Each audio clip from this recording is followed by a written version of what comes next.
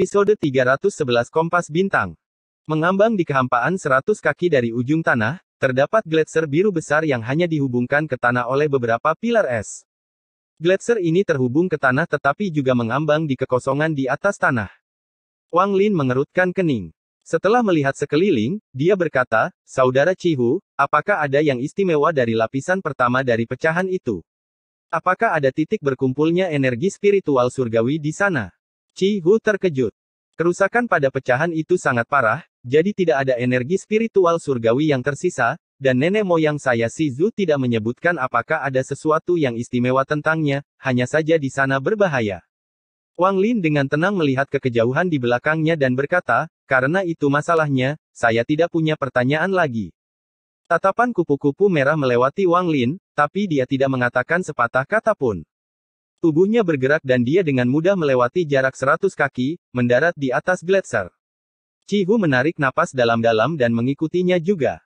Saat dia berada di udara, Wang Lin juga melompat, menyebabkan mereka mendarat bersebelahan.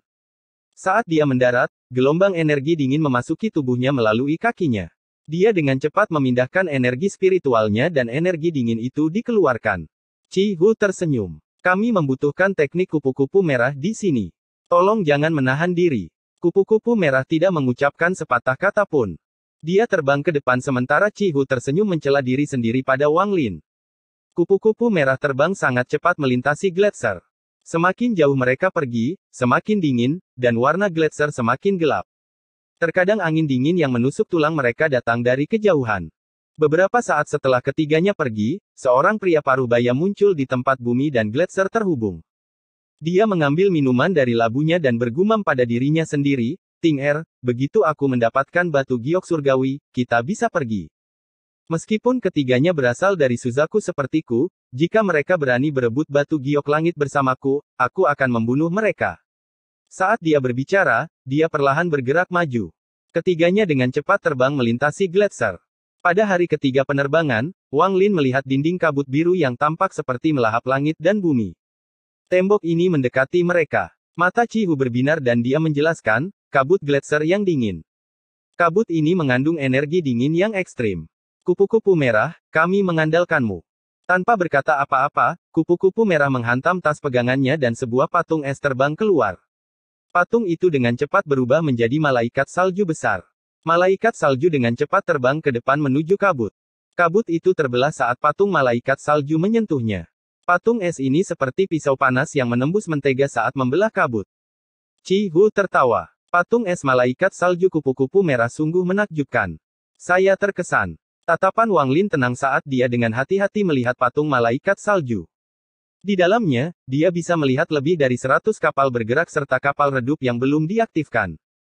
Wang Lin diam-diam berpikir, ini pasti merupakan harta penting di Sueyu. Itu memiliki efek yang sama dengan patung es setengah ular setengah manusia. Dengan perlindungan patung es malaikat salju, kecepatan mereka tidak berkurang sama sekali. Kabut biru menjadi semakin tebal hingga serangkaian suara berderak terdengar dan retakan muncul di patung es. Kupu-kupu merah mengerutkan kening.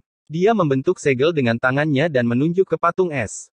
Segera, pembuluh darah yang tidak aktif mulai bergerak dan bergabung dengan pembuluh darah yang aktif. Semakin banyak pembuluh darah yang mulai bergerak, retakan pada patung es itu perlahan menghilang dan mulai mengeluarkan aura dingin. Jauh di belakang mereka bertiga, pria parubaya itu bergerak maju sambil minum dari labu miliknya. Ketika kabut biru tiba di dekatnya, ada kekuatan tak terlihat yang memaksanya ke samping. Ketika kabut menjadi sangat tebal, pria parubaya itu sesekali memuntahkan minuman keras yang diminumnya. Akan terdengar suara mendesis, seperti saat minyak panas bersentuhan dengan es, dan kabut akan segera menghilang. "Ting Er, tubuhmu 10.000 kali lebih dingin dari kabut ini. Tubuhmu masih lebih baik. Saat aku memelukmu, aku merasa tenang." Setelah beberapa hari, kabut biru memudar. Dalam beberapa hari ini, kupu-kupu merah harus menggunakan total 3 patung es. Menjelang akhir, kabut semakin tebal. Bahkan ada lapisan kabut ungu yang langsung menghancurkan patung es tersebut. Kupu-kupu merah harus mengeluarkan harta hidupnya, mawar yang indah itu, agar mampu menahannya. Energi spiritual di tubuhnya habis dan wajahnya pucat. Matanya akan beralih ke Wang Lin dengan tatapan waspada. Wang Lin terkejut. Dia berpikir jika dia sendirian, tidak mungkin dia bisa sampai sejauh ini. Apalagi saat dia melihat kabut ungu itu. Setelah hanya disentuh oleh sisa kabut, dia bisa merasakan separuh tubuhnya dingin sampai ke tulang. Bahkan seorang kultivator formasi jiwa tahap akhir biasa akan kesulitan melewati sini. Hanya seseorang seperti kupu-kupu merah, yang memiliki metode kultivasi berbasis es, yang dapat melewati sini dengan aman. Cihu pasti sudah mempertimbangkan hal ini sebelum meminta kupu-kupu merah bergabung. Waktu perlahan berlalu dan mereka akhirnya pergi ke sisi lain kabut biru. Ketika mereka sampai di tepi gletser, kupu-kupu merah dengan dingin berkata, "Saya telah melakukan tugas saya. Mulai sekarang, aku tidak akan berakting lagi." Cihu tertawa sambil mengatupkan tangannya dengan tulus. "Kupu-kupu merah, kamu dapat mengandalkan kami. Selama beberapa hari terakhir, kamu menghabiskan banyak energi spiritual, jadi kamu harus istirahat." Dengan itu, dia sengaja atau tidak sengaja memandang Wang Lin dan menempatkan dirinya di antara Wang Lin dan Red Butterfly. Wang Lin tersenyum tipis. Jika Cihu tidak ada di sini, dia akan mencoba menyerang kupu-kupu merah. Namun, tindakan Cihu berarti jika dia bertindak, Cihu akan menghentikannya. Selain itu, Wang Lin tidak percaya bahwa dia akan melemah hingga kondisi seperti itu. Jelas sekali bahwa dia sengaja menunjukkan ini untuk mencoba memancing Wang Lin agar menyerang. Selain itu, jika energi spiritualnya habis, maka dia pasti akan mendapatkan pil yang dapat memulihkan semuanya secara instan. Dengan pengalaman Wang Lin, bagaimana dia bisa jatuh ke dalam perangkap kekanak-kanakan seperti itu? Cihu menamparkan tas pegangannya dan lampu hijau menyala. Lampu hijau segera berubah menjadi kompas raksasa yang melayang di kehampaan di depan mereka. Mata indah kupu-kupu merah menatap kompas saat dia berkata, dengan suara dingin, "Harta karun klan iblis raksasa, kompas bintang." Mata Wang Lin berbinar saat dia melihat kompas. Ada banyak pola esoteris yang rumit di dalamnya. Hanya dengan melihatnya, Wang Lin merasakan indera ilahinya tersedot ke dalam, menyebabkan dia segera menariknya. Dalam ingatan Dewa Kuno Tusi, terdapat gambaran tentang kompas bintang dan cara pembuatannya, hanya saja sebagian besar bahannya sudah punah. Cihu tertawa. Jika ini adalah kompas bintang sungguhan, saya bahkan tidak akan bisa mengendalikannya. Yang ini hanya palsu, jadi banyak perbedaan dengan yang asli. Kupu-kupu merah memandang kompas dan mengangguk dalam diam. Kupu-kupu merah, silakan pergi ke sisi barat kompas. Kompas memiliki penghalang pertahanan di sana, sehingga Anda dapat beristirahat dan memulihkan diri. Saya berjanji tidak ada yang akan mengganggu Anda selama perjalanan melalui kehampaan ini. Saat Cihu berbicara, dia menoleh ke arah Wang Lin dan tersenyum. Kupu-kupu merah tidak mengucapkan sepatah kata pun saat dia melompat ke kompas dan duduk di ujung barat. Segera setelah dia duduk, layar lampu hijau mengelilinginya. "Saudara Cheng, aku ingin kamu mengendalikan ujung timur dan menggunakan jiwamu untuk mengamati sekeliling. Jika Anda menemukan kelainan apapun, beritahu saya agar saya dapat menghindarinya. Anda tidak boleh menyebarkan kesadaran ilahi Anda dalam kehampaan karena hal itu akan membawa bencana. Ini adalah sesuatu yang nenek moyang saya Shizu katakan kepada saya." Setelah Cihu selesai berbicara, dia mendarat di tengah kompas dan duduk dalam posisi lotus. Wang Lin merenung sedikit sebelum terbang ke posisi timur dan duduk. Wang Lin melihat ke ujung utara dan selatan sebelum berkata, "Saudara Cihu, kompas ini membutuhkan 5 orang untuk beroperasi secara optimal." "Itu betul. Jika kita bisa mendapatkan 2 orang lagi, maka tidak akan ada masalah selama perjalanan ini, tapi harta karun tidak cukup untuk dibagi kepada 5 orang." Cihu tertawa sebelum menarik napas dalam-dalam. Tangannya membentuk segel, yang dia tempatkan pada kompas. Kemudian dia berteriak, "Saudara Cheng, jika kompas ini pecah, kita bertiga tidak akan mempunyai kesempatan untuk selamat. Saya harap Saudara Cheng tidak menahan diri. Saya harus memusatkan seluruh perhatian saya pada pengendalian kompas, jadi saya tidak akan bisa membantu. Itu semua tergantung pada Saudara Cheng." Wang Lin mengangguk. Bendera pembatasan tiba-tiba muncul dan mengelilinginya dalam kabut hitam. Jika Cihu atau kupu-kupu merah menyerangnya saat dia sedang menghadapi sesuatu, maka bendera pembatas dapat melindunginya sejenak, memberinya waktu untuk melawan. Tindakan pencegahan seperti ini diperlukan, apapun yang terjadi.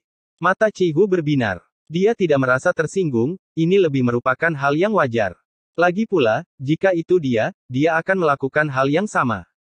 Dia menutup matanya dan mengaktifkan energi spiritualnya. Kompas tiba-tiba menghilang. Mereka sudah berpindah ribuan meter. Ini bukanlah teleportasi. Mereka bergerak dengan kecepatan yang sangat cepat. Saat Chihu mengaktifkan kompas bintang, sebuah kekuatan misterius mengelilingi bagian atas kompas. Di bawah pengaruh kekuatan misterius, Wang Lin dapat merasakan bahwa indera ilahi telah menyatu dengan kompas.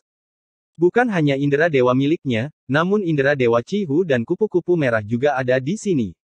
Indera keilahian ketiga orang itu semuanya berada dalam kekuatan misterius ini. Indera ilahi Chihu mengirimkan pesan yang mengatakan, kupu-kupu merah, saudara Cheng, jangan kaget. Ini adalah operasi normal untuk kompas bintang. Saat kompas bintang digunakan, kita tidak dapat berbicara. Kita hanya dapat berkomunikasi melalui indera ilahi kita. Saudara Cheng, ini peta bintangnya. Setelah Anda menghafalnya, kirimkan jiwa-jiwa. Setelah Anda menemukan kelainan, tolong beritahu saya. Sebuah peta yang dipenuhi titik-titik yang tak terhitung jumlahnya muncul di dalam kekuatan misterius dan segera terdeteksi oleh Wang Lin. Dia melihat sekilas sebelum menunjuk ke alisnya. Tiba-tiba, jiwa pengembara keluar dan menyebar ke sekeliling. Kompas bintang ini sungguh menakjubkan. Ini adalah harta karun yang harus dimiliki jika saya ingin melakukan perjalanan di antara bintang-bintang. Jika ada peluang di masa depan, saya akan mencarinya. Sayangnya saya kekurangan bahan untuk membuatnya padahal saya punya cara produksinya. Kalau tidak, yang terbaik adalah memperbaikinya sendiri. Wang Lin sangat tertarik dengan kompas bintang. Kecepatan kompas ini sungguh di luar dugaan. Dalam sekejap mata, itu sudah menghilang tanpa jejak. Ada ribuan jiwa yang berkeliaran di sekitar kompas. Mereka seperti ikan di air ketika mengapung di kehampaan. Mereka perlahan menyebar untuk memeriksa sekeliling. Episode 312 Mencari Masalah. Wang Lin tidak menyebarkan akal sehatnya. Dia tidak perlu melakukannya karena dia memiliki hubungan dengan jiwa-jiwa pengembara ini. Tidak lama kemudian, ekspresi Wang Lin tiba-tiba berubah. Wang Lin dengan cepat mengirimkan pesan yang mengatakan, ada sesuatu yang tidak normal 10 km di depan. 10 km di depan mereka adalah makhluk aneh mirip gurita yang perlahan bergoyang dengan tentakel yang tak terhitung jumlahnya bergoyang bersama tubuhnya. Salah satu jiwa pengembara mendekat. Ia tersentuh oleh tentakel dan segera menghilang. Wang Lin menarik napas dalam-dalam dan mengirimkan gambaran tentang hal ini bersama dengan pesannya. Tanpa sepatah kata pun, Chihu segera mengubah arah kompas untuk bergerak mengelilinginya. Saat mereka lewat, salah satu tentakel menyapu sisi kompas. Bang! Kompas mulai bergetar hebat dan mulai berputar saat mereka terlempar ke utara. Wang Lin hanya bisa merasakan kekuatan yang kuat memasuki tubuhnya. Dia merasa organ tubuhnya terkena kekuatan puluhan ribu kilogram. Darah mengalir deras ke mulutnya, tapi dia mampu menelannya kembali. Kompas masih berputar dan dalam sekejap mata terbang jauh ke kejauhan. Wajah Chihu memerah. Darah keluar dari sudut bibirnya dan matanya merah. Dia meraung dan setelah sekian lama akhirnya menstabilkan kompas. Seluruh tubuhnya tampak seperti siap roboh. Napasnya terasa kasar saat dia mengeluarkan pil dari tasnya dan menelannya. Kupu-kupu merah juga terlihat sangat acak-acakan. Matanya menunjukkan ekspresi terkejut yang jarang terjadi. Setelah waktu yang tidak diketahui, Chihu menarik napas dalam-dalam dan mengirimkan pesan yang berbunyi, terima kasih, Saudara Cheng, atas peringatan dininya. Kami bertiga akan mati di sini hari ini jika bukan karena kamu. Kupu-kupu merah bertanya, binatang jenis apa itu? Aku juga tidak tahu apa itu, tapi sesuatu yang bisa hidup di dalam kehampaan alam surgawi bukanlah sesuatu yang bisa kita tangani. Itu hanya melewati kami dan itu cukup untuk hampir membunuh kami. Menakutkan. Chihu masih merasakan rasa takut dalam suaranya. Wang Lin perlahan berkata, binatang ini bernama Su. Chihu terkejut. Saudara Cheng tahu binatang ini. Wang Lin berkata, Su ini dianggap sebagai binatang perusak kecil. Ia lahir dari melahap bumi dan hidup dengan memakan energi yin. Bahkan pada zaman kuno, para kultivator kuno akan membutuhkan banyak orang untuk mengalahkannya. Ada gambaran tentang makhluk itu dalam ingatan dewa kuno Tusi. Makhluk itu memiliki 3 harta karun. Yang pertama adalah tentakel, yang merupakan bahan pemurnian harta karun berkualitas tinggi. Yang kedua adalah otaknya, yang dapat memperpanjang umur seseorang. Yang ketiga adalah intinya, yang dapat memberikan kekuatan untuk mengangkat 10.000 kilogram. Anggota klan dewa kuno paling menyukai inti tersebut. Bagaimanapun, kultivasi mereka semuanya terfokus pada tubuh. Wang Lin tidak membagikan informasi ini. Chihu berkata, Saudara Cheng benar-benar berpengetahuan, saya terkesan. Kupu-kupu merah mendengus dan berkata dengan suara dingin, siapa yang tahu apakah itu benar atau salah? Jangan membuat nama sembarangan. Wang Lin dengan tenang berkata, bodoh. Anda. Mata kupu-kupu merah berbinar. Cihu merasa sakit kepala. Saat dia hendak berbicara, Wang Lin berkata, makhluk ini biasanya tentakelnya ditarik dan hanya menyebar seperti itu ketika sedang mencari makanan. Saudara Cihu, cepat terbang ke utara. Saat makhluk itu berburu, ia menyebarkan aura merah. Itu bukanlah sesuatu yang bisa kami tolak. Cihu terkejut. Jika mereka terus pergi ke utara, mereka akan tersesat sepenuhnya. Dia tidak bisa menahan keraguannya. Sebenarnya, dia juga memiliki keraguan tentang apa yang dikatakan Wang Lin, tapi dia tidak akan menunjukkannya seperti yang dilakukan kupu-kupu merah. Wang Lin diam-diam menghela nafas. Dia berdiri dan melompat dari kompas. Bendera pembatasan mengelilingi tubuhnya saat ia dengan cepat terbang ke utara. Saudara Cheng. Cihu kaget. Kupu-kupu merah dengan dingin berkata, tidak apa-apa kalau dia pergi. Saya tidak percaya dia mengenali makhluk itu. Cihu mengerutkan kening. Kelangsungan hidup lebih penting, jadi dia mengatupkan giginya dan menyebarkan akal sehatnya ke selatan. Tak lama kemudian, ekspresinya berubah saat dia melihat gelombang aura merah menyebar ke arah mereka. Cihu kaget. Dia mengarahkan kompas dan terbang ke utara. Kupu-kupu merah juga kaget. Setelah menyebarkan akal sehatnya, wajahnya menjadi sangat jelek. Setelah Wang Lin meninggalkan kompas, dia menyerbu ke utara. Meskipun dia tidak mengetahui secara pasti kekuatan aura merah, hal itu meninggalkan kesan mendalam dalam ingatan dewa kuno Tusi. Itu sebabnya dia tidak segan-segan meninggalkan kompas dan terbang sendiri. Wajah Cihu muram saat dia mengarahkan kompas. Dia terbang dengan cepat ke utara, tapi aura merah itu sangat berbahaya dan mencapai mereka hampir dalam sekejap. Meretih. Saat salah satu sudut kompas disentuh oleh aura merah, ia menghilang seolah-olah dilahap.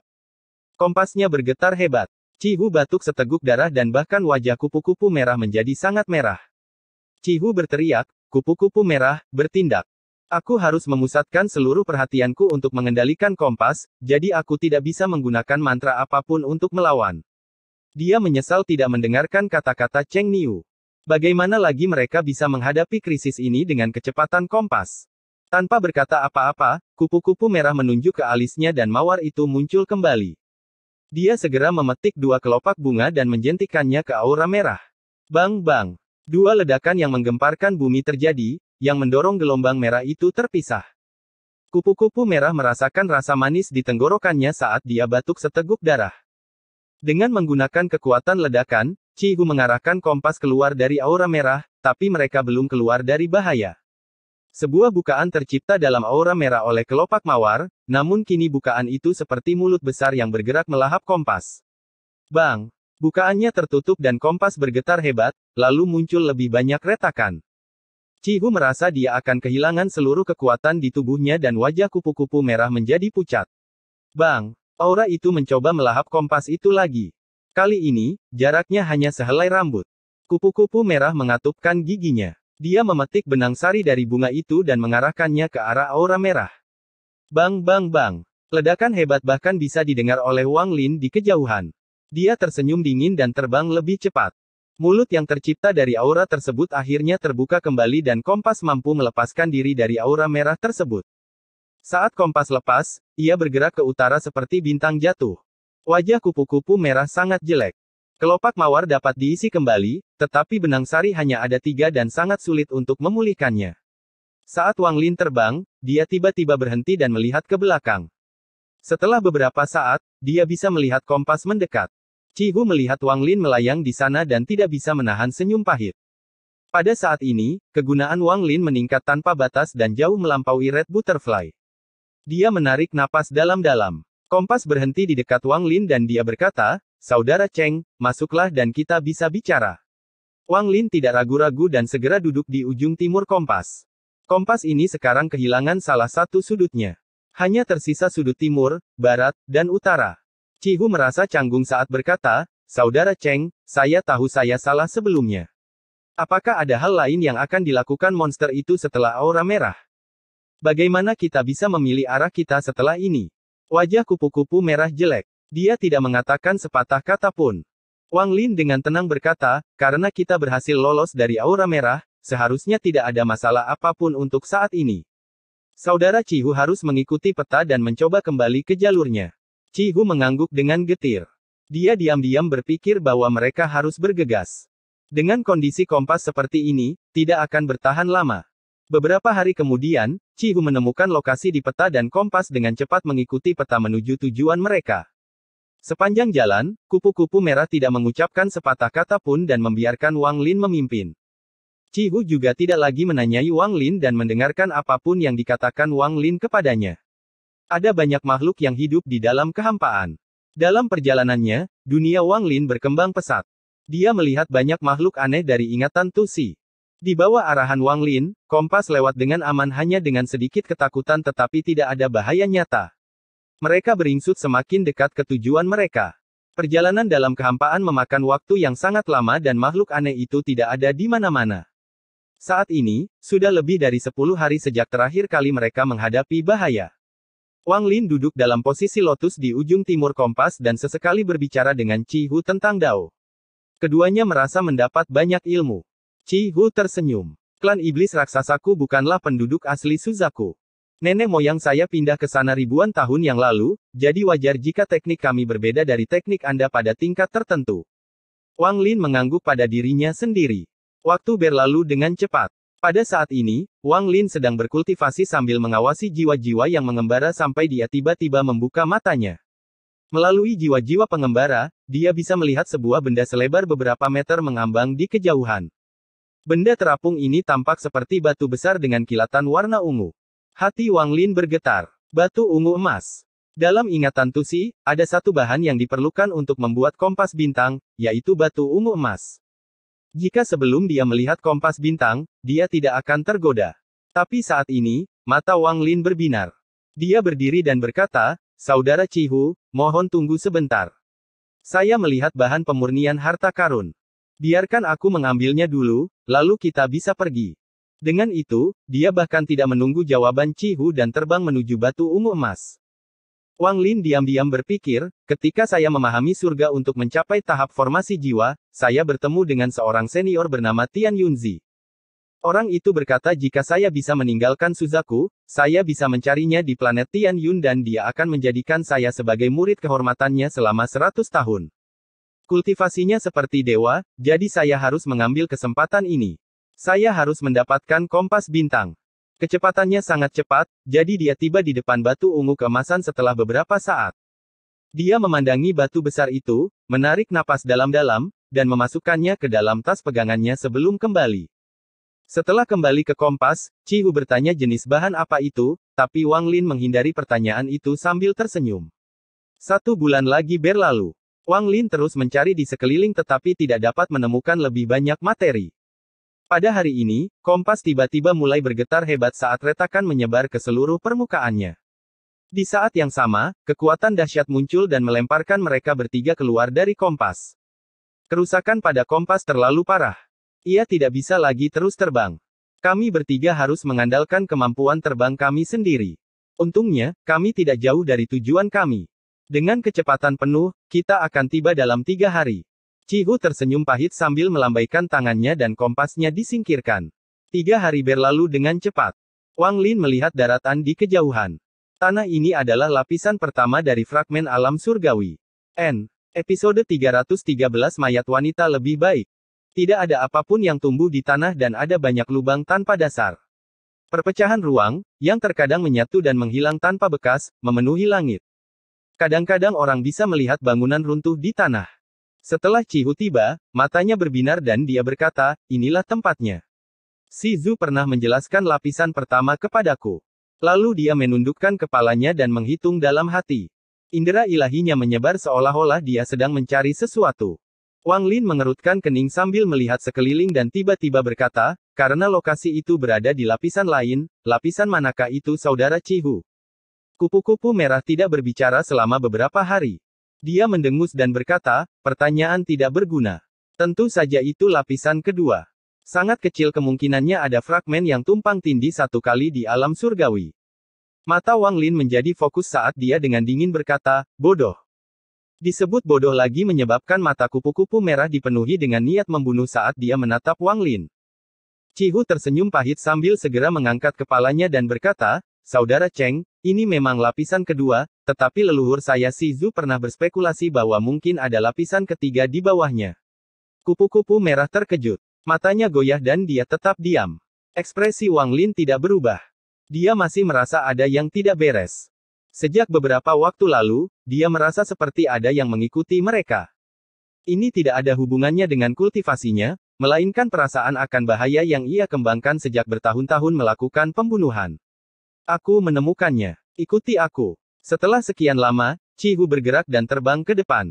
Tak lama kemudian, mereka bertiga berhenti di suatu tempat di timur laut.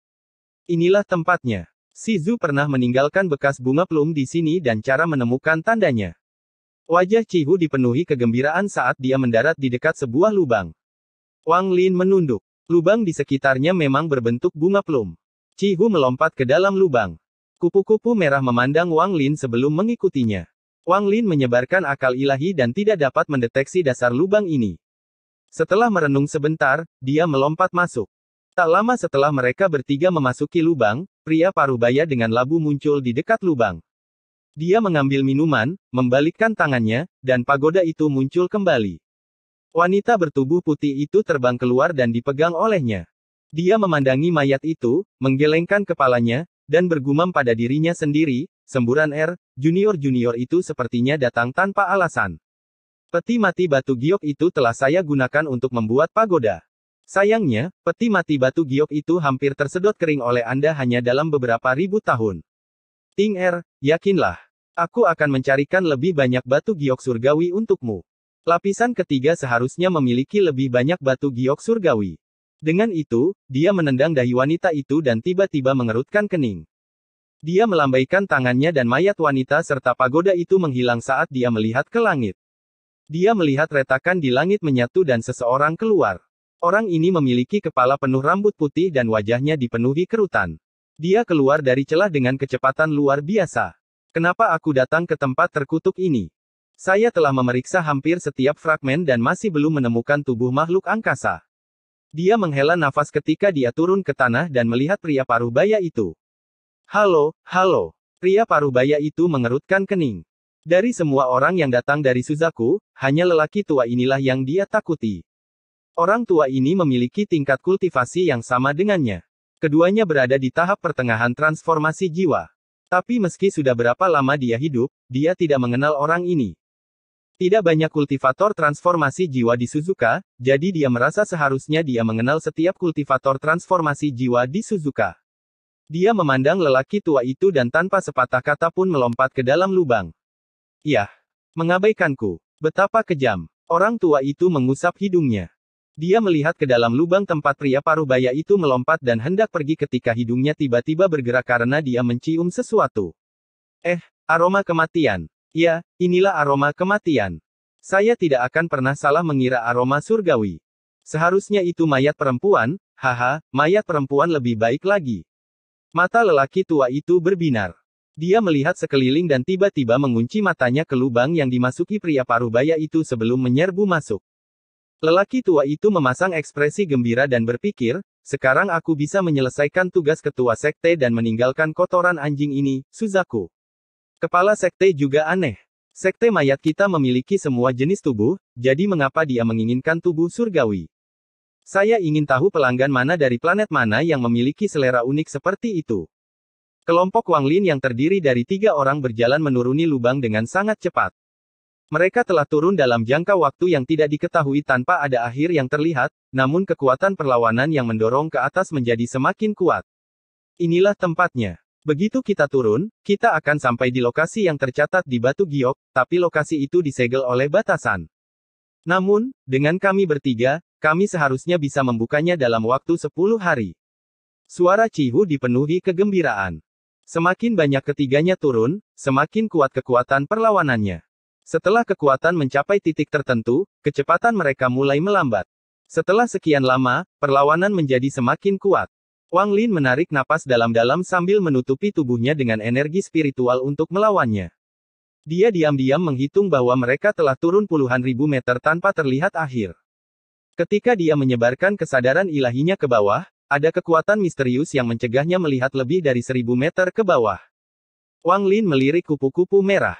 Tubuh wanita itu mengeluarkan cahaya biru dan tidak ada emosi di wajahnya. Adapun Cihu, tanda kapak di dahinya berkedip dengan cepat. Setiap kali muncul, kekuatan di sekelilingnya berkurang sedikit. Itu sangat misterius. Waktu perlahan berlalu. Setelah waktu yang tidak diketahui, Cihu, yang berada di depan, berteriak kegirangan, "Kami di sini." Wang Lin menamparkan pegangannya dan bendera pembatasan dikibarkan. Menolak kekuatan dengan bendera, dia menyerang ke depan dan mereka bertiga keluar dari gua pada saat yang bersamaan. Saat mereka menyerang, semburan cahaya terang merusak Wang Lin. Dia dengan cepat mengelilingi dirinya dengan bendera pembatas, menghalangi sedikit pun, dan mengamati sekeliling dengan akal sehatnya. Ekspresinya tiba-tiba menjadi sangat aneh. Tempat ini tidak terlalu besar, lebarnya hanya sekitar 1000 kaki. Di tengah-tengah tempat ini memang terdapat genangan air. Namun, tidak ada peti mati giok di atas genangan air, jadi tidak perlu membicarakan tentang 3 pedang surgawi di atas peti mati giok. Adapun ramuan roh, bahkan tidak ada jejaknya. Selain tidak memiliki harta karun, lokasinya persis sama dengan lokasi yang ditunjukkan di batu giok. Cihu menatap dengan heran pemandangan di hadapannya, pikirannya benar-benar kosong. Dia telah menghabiskan semua upaya ini. Bahkan kompasnya telah dihancurkan untuk sampai ke sini, tapi dia tidak akan pernah berpikir. Kupu-kupu merah mencibir. Dia berkata, dengan sedikit amarah, "Cihu, ini tempat yang kamu bicarakan. Disinilah aku menyia-nyiakan benang sari bunga untuk masuk. Jika Anda tidak memberi saya penjelasan yang tepat hari ini, saya tidak akan membiarkan ini berlalu." Wang Lin melihat sekeliling dengan ekspresi aneh dan tidak bisa menahan senyum pahit. Dia tidak semarah kupu-kupu merah. Bagaimanapun, dia tidak kehilangan apapun dalam perjalanan ini, dan bahkan menemukan batu emas ungu. Mengingat hal ini, dia mendapat untung. Memikirkan hal ini, dia bergerak maju dan mulai mencari di area tersebut dengan hati-hati. Mata kupu-kupu merah dipenuhi amarah. Dia juga mulai mencari, berharap menemukan harta karun. Cihu menatap dengan tercengang pemandangan di depannya dan bergumam pada dirinya sendiri, bagaimana ini bisa? Tidak mungkin. Mungkinkah orang lain menemukan tempat ini setelah Si Zhu tiba dan mengambil semua harta karun itu? Ya, itu harus terjadi. Dia dengan getir menggelengkan kepalanya.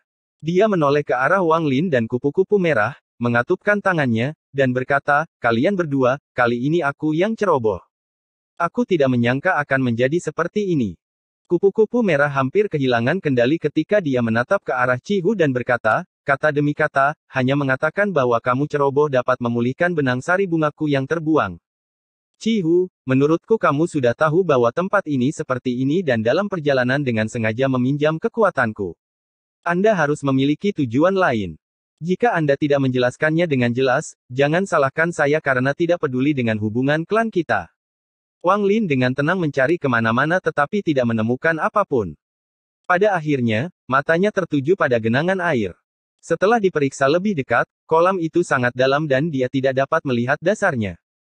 Setelah Cihu mendengar kata-kata kupu-kupu merah, ekspresinya langsung menjadi jelek, tapi dia menahan amarahnya dan berkata, dengan nada berat, "Kupu-kupu merah, begitu kita kembali ke Suzaku, aku akan memberimu penjelasan yang tepat. Namun, kamu mengatakan bahwa aku mempunyai tujuan lain adalah sepenuhnya salah. Saya adalah tuan muda dari klan iblis raksasa. Meskipun aku tidak bisa menandingimu, aku adalah pria yang menepati janjiku."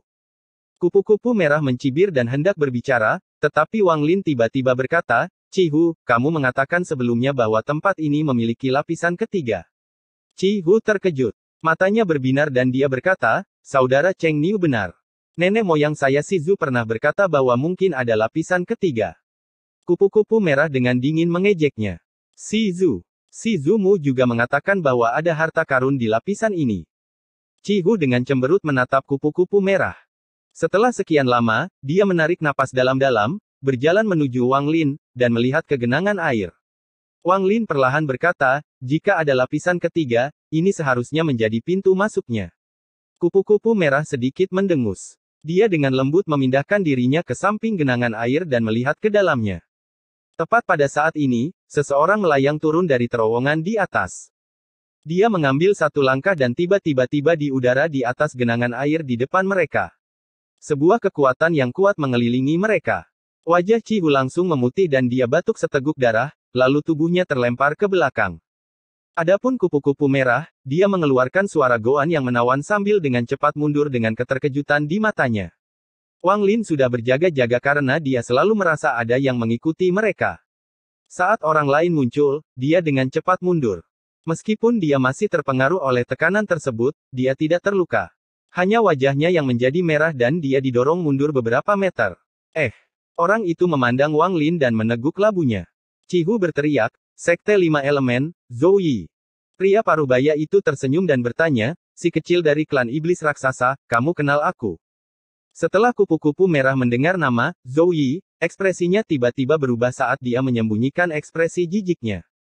Cihu dengan cepat dan penuh hormat berkata, Cihu dari klan iblis raksasa junior menyapa senior. Junior tahu nama senior sejak muda. Dia terlahir sebagai tuan muda dari klan iblis raksasa, jadi dia telah menjadi fokus keluarga sejak masa kanak-kanak. Dia telah melihat potret semua kultivator transformasi jiwa ke atas. Saat dia melihat labu merah, dia bisa mengenali siapa orang itu. Zhou Yi ini memiliki hobi yang sangat aneh. Setelah hobi ini terkonfirmasi, Cihu mengingatnya dengan sangat baik. Episode 314 Kepemilikan. Pria parubaya itu tersenyum tipis. Tatapannya melewati kupu-kupu merah dan mendarat di Wang Lin. Si kecil ini bereaksi sangat cepat.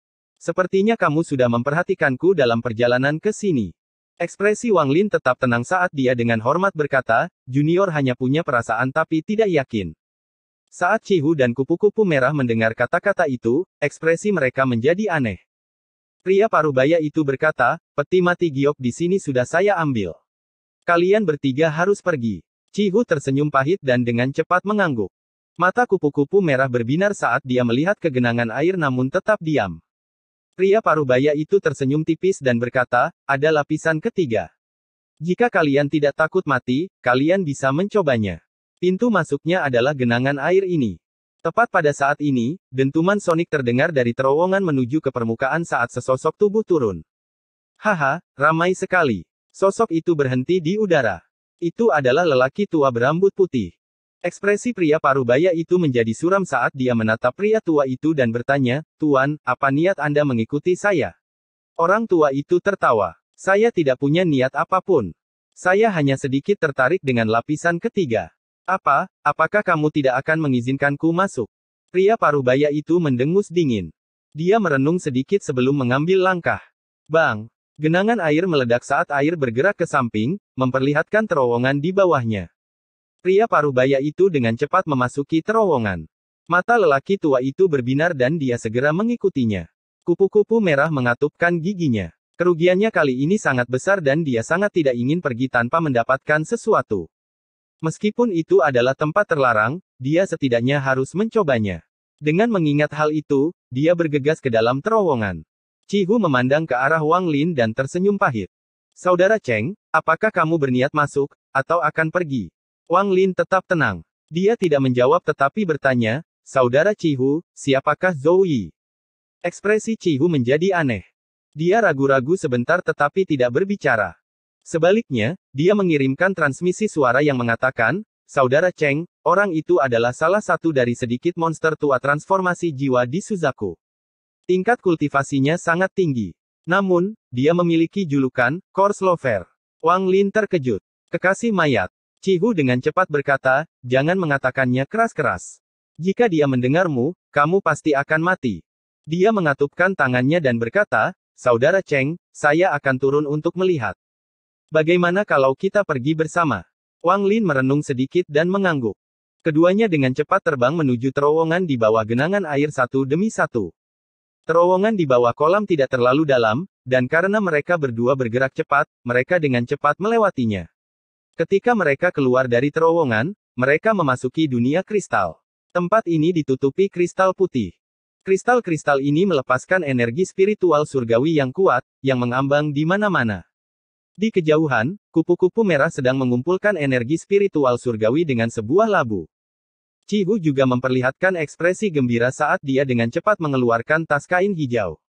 Dia mengguncang tas itu dan sejumlah besar energi spiritual surgawi memasukinya.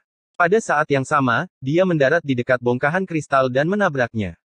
Suara benturan logam terdengar, tapi kristalnya tidak bergerak sama sekali. Mata Wang Lin berbinar. Dia mengeluarkan kayu pembersih untuk menyerap energi spiritual surgawi di sekitarnya. Mereka bertiga tidak mengatakan sepatah kata pun saat mereka memusatkan seluruh perhatian mereka pada penyerapan energi spiritual surgawi. Kayu pembersih Wang Lin tidak sebaik dua harta karun lainnya, jadi kecepatannya jauh lebih lambat. Namun tak lama kemudian, ledakan keras bergema di kejauhan dan suara Zhou Yi mencapai mereka. Orang tua, jangan memaksaku terlalu jauh. Ada banyak energi spiritual surgawi di sekitar sini, namun alih-alih mengumpulkannya, kamu malah mengikutiku. Kamu memiliki aroma kematian, jadi tentu saja aku harus mengikutimu. Saat keduanya berbicara, dua sinar cahaya dengan cepat terbang ke arah mereka bertiga dan dalam sekejap mata tiba di hadapan mereka. Mata pria paruh baya itu berbinar saat dia mengangkat tangan kanannya dan meraih ke belakang. Sebuah pusaran raksasa tiba-tiba muncul di belakangnya, diikuti oleh kekuatan pengisapan yang kuat. Kristal di sekitarnya mulai berderak saat retakan yang tak terhitung jumlahnya muncul di sana. Sejumlah besar kristal pecah dan terbang ke dalam pusaran. Ekspresi lelaki tua itu tiba-tiba berubah ketika dia dengan cepat menggerakkan tangannya. Peti mati raksasa tiba-tiba muncul di belakangnya. Peti mati itu berwarna ungu kemerahan dan hanya dengan berdiri di atas peti mati itulah lelaki tua itu mampu menahan kekuatan isapannya. Saat mereka berdua mulai menggunakan teknik mereka, energi spiritual surgawi di sekitarnya menjadi kacau. Orang tua itu menatap pusaran itu dan tertawa keras. Hukum roh kekaisaran, haha, jadi kamu adalah Zhou Yi. Kekasih mayat itu, Zhou Yi. Saya bertanya-tanya mengapa Anda memiliki aroma kematian yang begitu kuat pada diri Anda. Kemudian dia menamparkan peti mati tersebut dan peti mati tersebut mengeluarkan suara seperti paku yang menggores tutup peti mati. Suara ini sangat memekakkan telinga, seolah mengandung kekuatan tak terbatas. Di saat yang sama, asap hitam keluar dari peti mati, membentuk tangan besar. Tangannya benar-benar gelap saat dia meraih pusaran itu. Bang! Dengan suara keras, lapisan ketiga mulai bergetar hebat. Tanah mulai pecah dan kristal yang tak terhitung jumlahnya berubah menjadi debu. Keretakan ruang terbuka di udara seperti mulut besar. Sejumlah besar energi spiritual surgawi menghilang ke dalam celah ruang. Dalam sekejap mata, tidak ada lagi energi spiritual surgawi yang tersisa. Zhou Yi berkata, dengan ekspresi muram, Sekte Mayat. Anda harus menjadi kepala tetua mayat sekte. Jika kami berdua bertarung, pecahan ini akan runtuh. Jika hanya satu pecahan yang runtuh, maka kami berdua dapat melarikan diri berkat kultivasi kami. Namun, izinkan saya memberitahu Anda hal ini, ada total 6 fragmen yang saling tumpang tindih di sini. Jika salah satunya runtuh, maka semuanya akan runtuh. Pada saat itu, bahkan seseorang yang telah mencapai tahap ascenden tidak akan bisa melarikan diri. Ekspresi lelaki tua itu berubah. Matanya berbinar saat dia menghilang dari peti mati. Ketika dia muncul kembali, dia berada di belakang Red Butterfly. Kupu-kupu merah tiba-tiba menoleh. Pria tua itu tersenyum padanya. Senyumannya dipenuhi kegelapan. Gadis kecil, aku akan meminjam tubuhmu sebentar. Tiba-tiba, beberapa garis asap hitam keluar dari tubuhnya dan mengalir ke tubuhnya seperti ular kecil. Untuk pertama kalinya, kupu-kupu merah mulai panik. Dia tahu bahwa perjuangan tidak ada gunanya, jadi dia segera mengangkat tangan kanannya, memperlihatkan gelang giok. Suaranya tajam saat dia berteriak, "Senior, apakah kamu tahu benda ini?" Mata lelaki tua itu menjadi serius. Simbol murid inti Suzaku, gelang perdamaian terbuka. Ular-ular kecil itu telah mengebor lubangnya dan wajahnya berubah menjadi hitam kehijauan saat dia berusaha berkata, gelang ini terhubung dengan jiwaku. Jika aku mati, itu akan meledak. Fragmen langit juga akan runtuh, jadi kamu juga tidak akan bisa melarikan diri. Bahkan jika Anda bisa melarikan diri, Anda tidak akan punya tempat tinggal tersisa di Suzaku. Gelang ini melambangkan status murid inti Suzaku. Mereka akan dapat menemukan Anda melalui cara khusus. Pada saat itu, kamu akan diburu oleh Suzaku. Orang tua itu mengerutkan kening. Dia mendengus dan berkata, gadis kecil, santai. Aku tidak akan membunuhmu. Dengan itu, dia mengangkat kepalanya ke arah Zhou Yi dan berkata, Zhou Yi, aku akan meminjam tubuh gadis ini untuk melawanmu. Dengan begitu, kita tidak akan mendapat serangan apapun yang melampaui kemampuan fragmen ini. Kamu harus memilih seseorang juga. Ekspresi Zhou Yi muram saat dia bertanya, apa sebenarnya yang kamu inginkan? Orang tua itu mencibir, kamu membawa mayat makhluk surgawi. Hidungku tidak mungkin salah. Aku ingin mayat itu. Bahkan naga pun bisa memiliki sisik yang sensitif. Jika seseorang menyentuhnya, naga itu akan marah. Bagi Zhou Yi, skala sensitifnya adalah mayat wanita itu. Ting Er, ada orang lain di sini untuk mencurimu. Setiap orang yang ingin mencurimu harus mati. Mati. Mati. Mata Zhou Yi menampakkan cahaya misterius saat dia menatap lelaki tua itu. Lalu dia menunjuk ke arah Cihu dan berkata, kamu. Kemarilah. Ekspresi Cihu langsung menjadi jelek. Dia ragu-ragu sebentar tetapi tidak berani melawan, jadi dia menghela nafas dan terbang menuju Zhou Yi. Pelangi muncul karena teknik yang tidak diketahui dari Zhou Yi yang mendarat di dahi Cihu, menyebabkan dia mulai melawan. Zhou Yi dengan tenang berkata, jadilah avatarku sekali. Anda tidak hanya tidak akan mati, tetapi Anda juga akan dapat merasakan wilayah kekuasaan saya. Cihu ragu-ragu sejenak sebelum menyerah untuk melawan. Matanya bersinar semakin terang saat tingkat kultivasinya tiba-tiba meroket. Haha, di antara ketiga anak kecil ini, saya memilih yang memiliki tubuh 5 elemen alami. Anda memilih klan iblis raksasa kuno. Satu-satunya yang tersisa adalah orang normal yang tidak berguna. Enyahlah. Orang tua itu tertawa sambil menatap Wang Lin. Ekspresi Wang Lin tetap tenang. Dia menatap lelaki tua itu dengan pandangan dingin sebelum berbalik untuk pergi. Dia tidak ingin terlibat dalam kekacauan ini. Karena dia disuruh pergi, dia akan pergi begitu saja. Kupu-kupu merah memperlihatkan ekspresi beracun saat dia tiba-tiba berkata, Senior, bunuh dia. Jika kamu membunuhnya, aku akan menyerah untuk melawan dan mendukungmu sepenuhnya. Tapi kamu harus menjanjikan keselamatanku. Orang tua itu terkejut. Dia mengangkat kepalanya saat matanya bersinar dan tampak seperti dia hendak menjangkau Wang Lin. Mata Wang Lin tetap tenang saat dia mengeluarkan bendera pembatas yang rusak dan mencibir. Kupu-kupu merah, jika kamu ingin tempat ini runtuh, kamu bisa mencobanya. Bendera pembatasan. Mata lelaki tua itu berbinar ketika dia menatap bendera kecil di tangan Wang Lin dan menarik napas dalam-dalam. Ini hanya satu batasan singkat untuk mencapai 99 set penuh. Orang ini tidak berbohong. Setelah mencapai 99 set penuh, itu akan menarik petir retribusi surgawi, tetapi itu akan menarik pencahayaan retribusi surgawi di sini, yang bahkan lebih kuat. Begitu itu muncul, tidak ada seorang pun di sini yang akan selamat, termasuk dia. Orang tua itu menunjukkan sedikit rasa takut di wajahnya saat dia dengan cepat menarik tangannya. Ekspresi Wang Lin tetap tenang saat dia berhenti di pintu masuk terowongan, melihat mereka berempat dari kejauhan. Karena saya sudah di sini, maka saya tidak terburu-buru untuk pergi. Mengapa tidak melihat bagaimana para kultivator transformasi jiwa bertarung? Episode 315 Mencuri Mayat.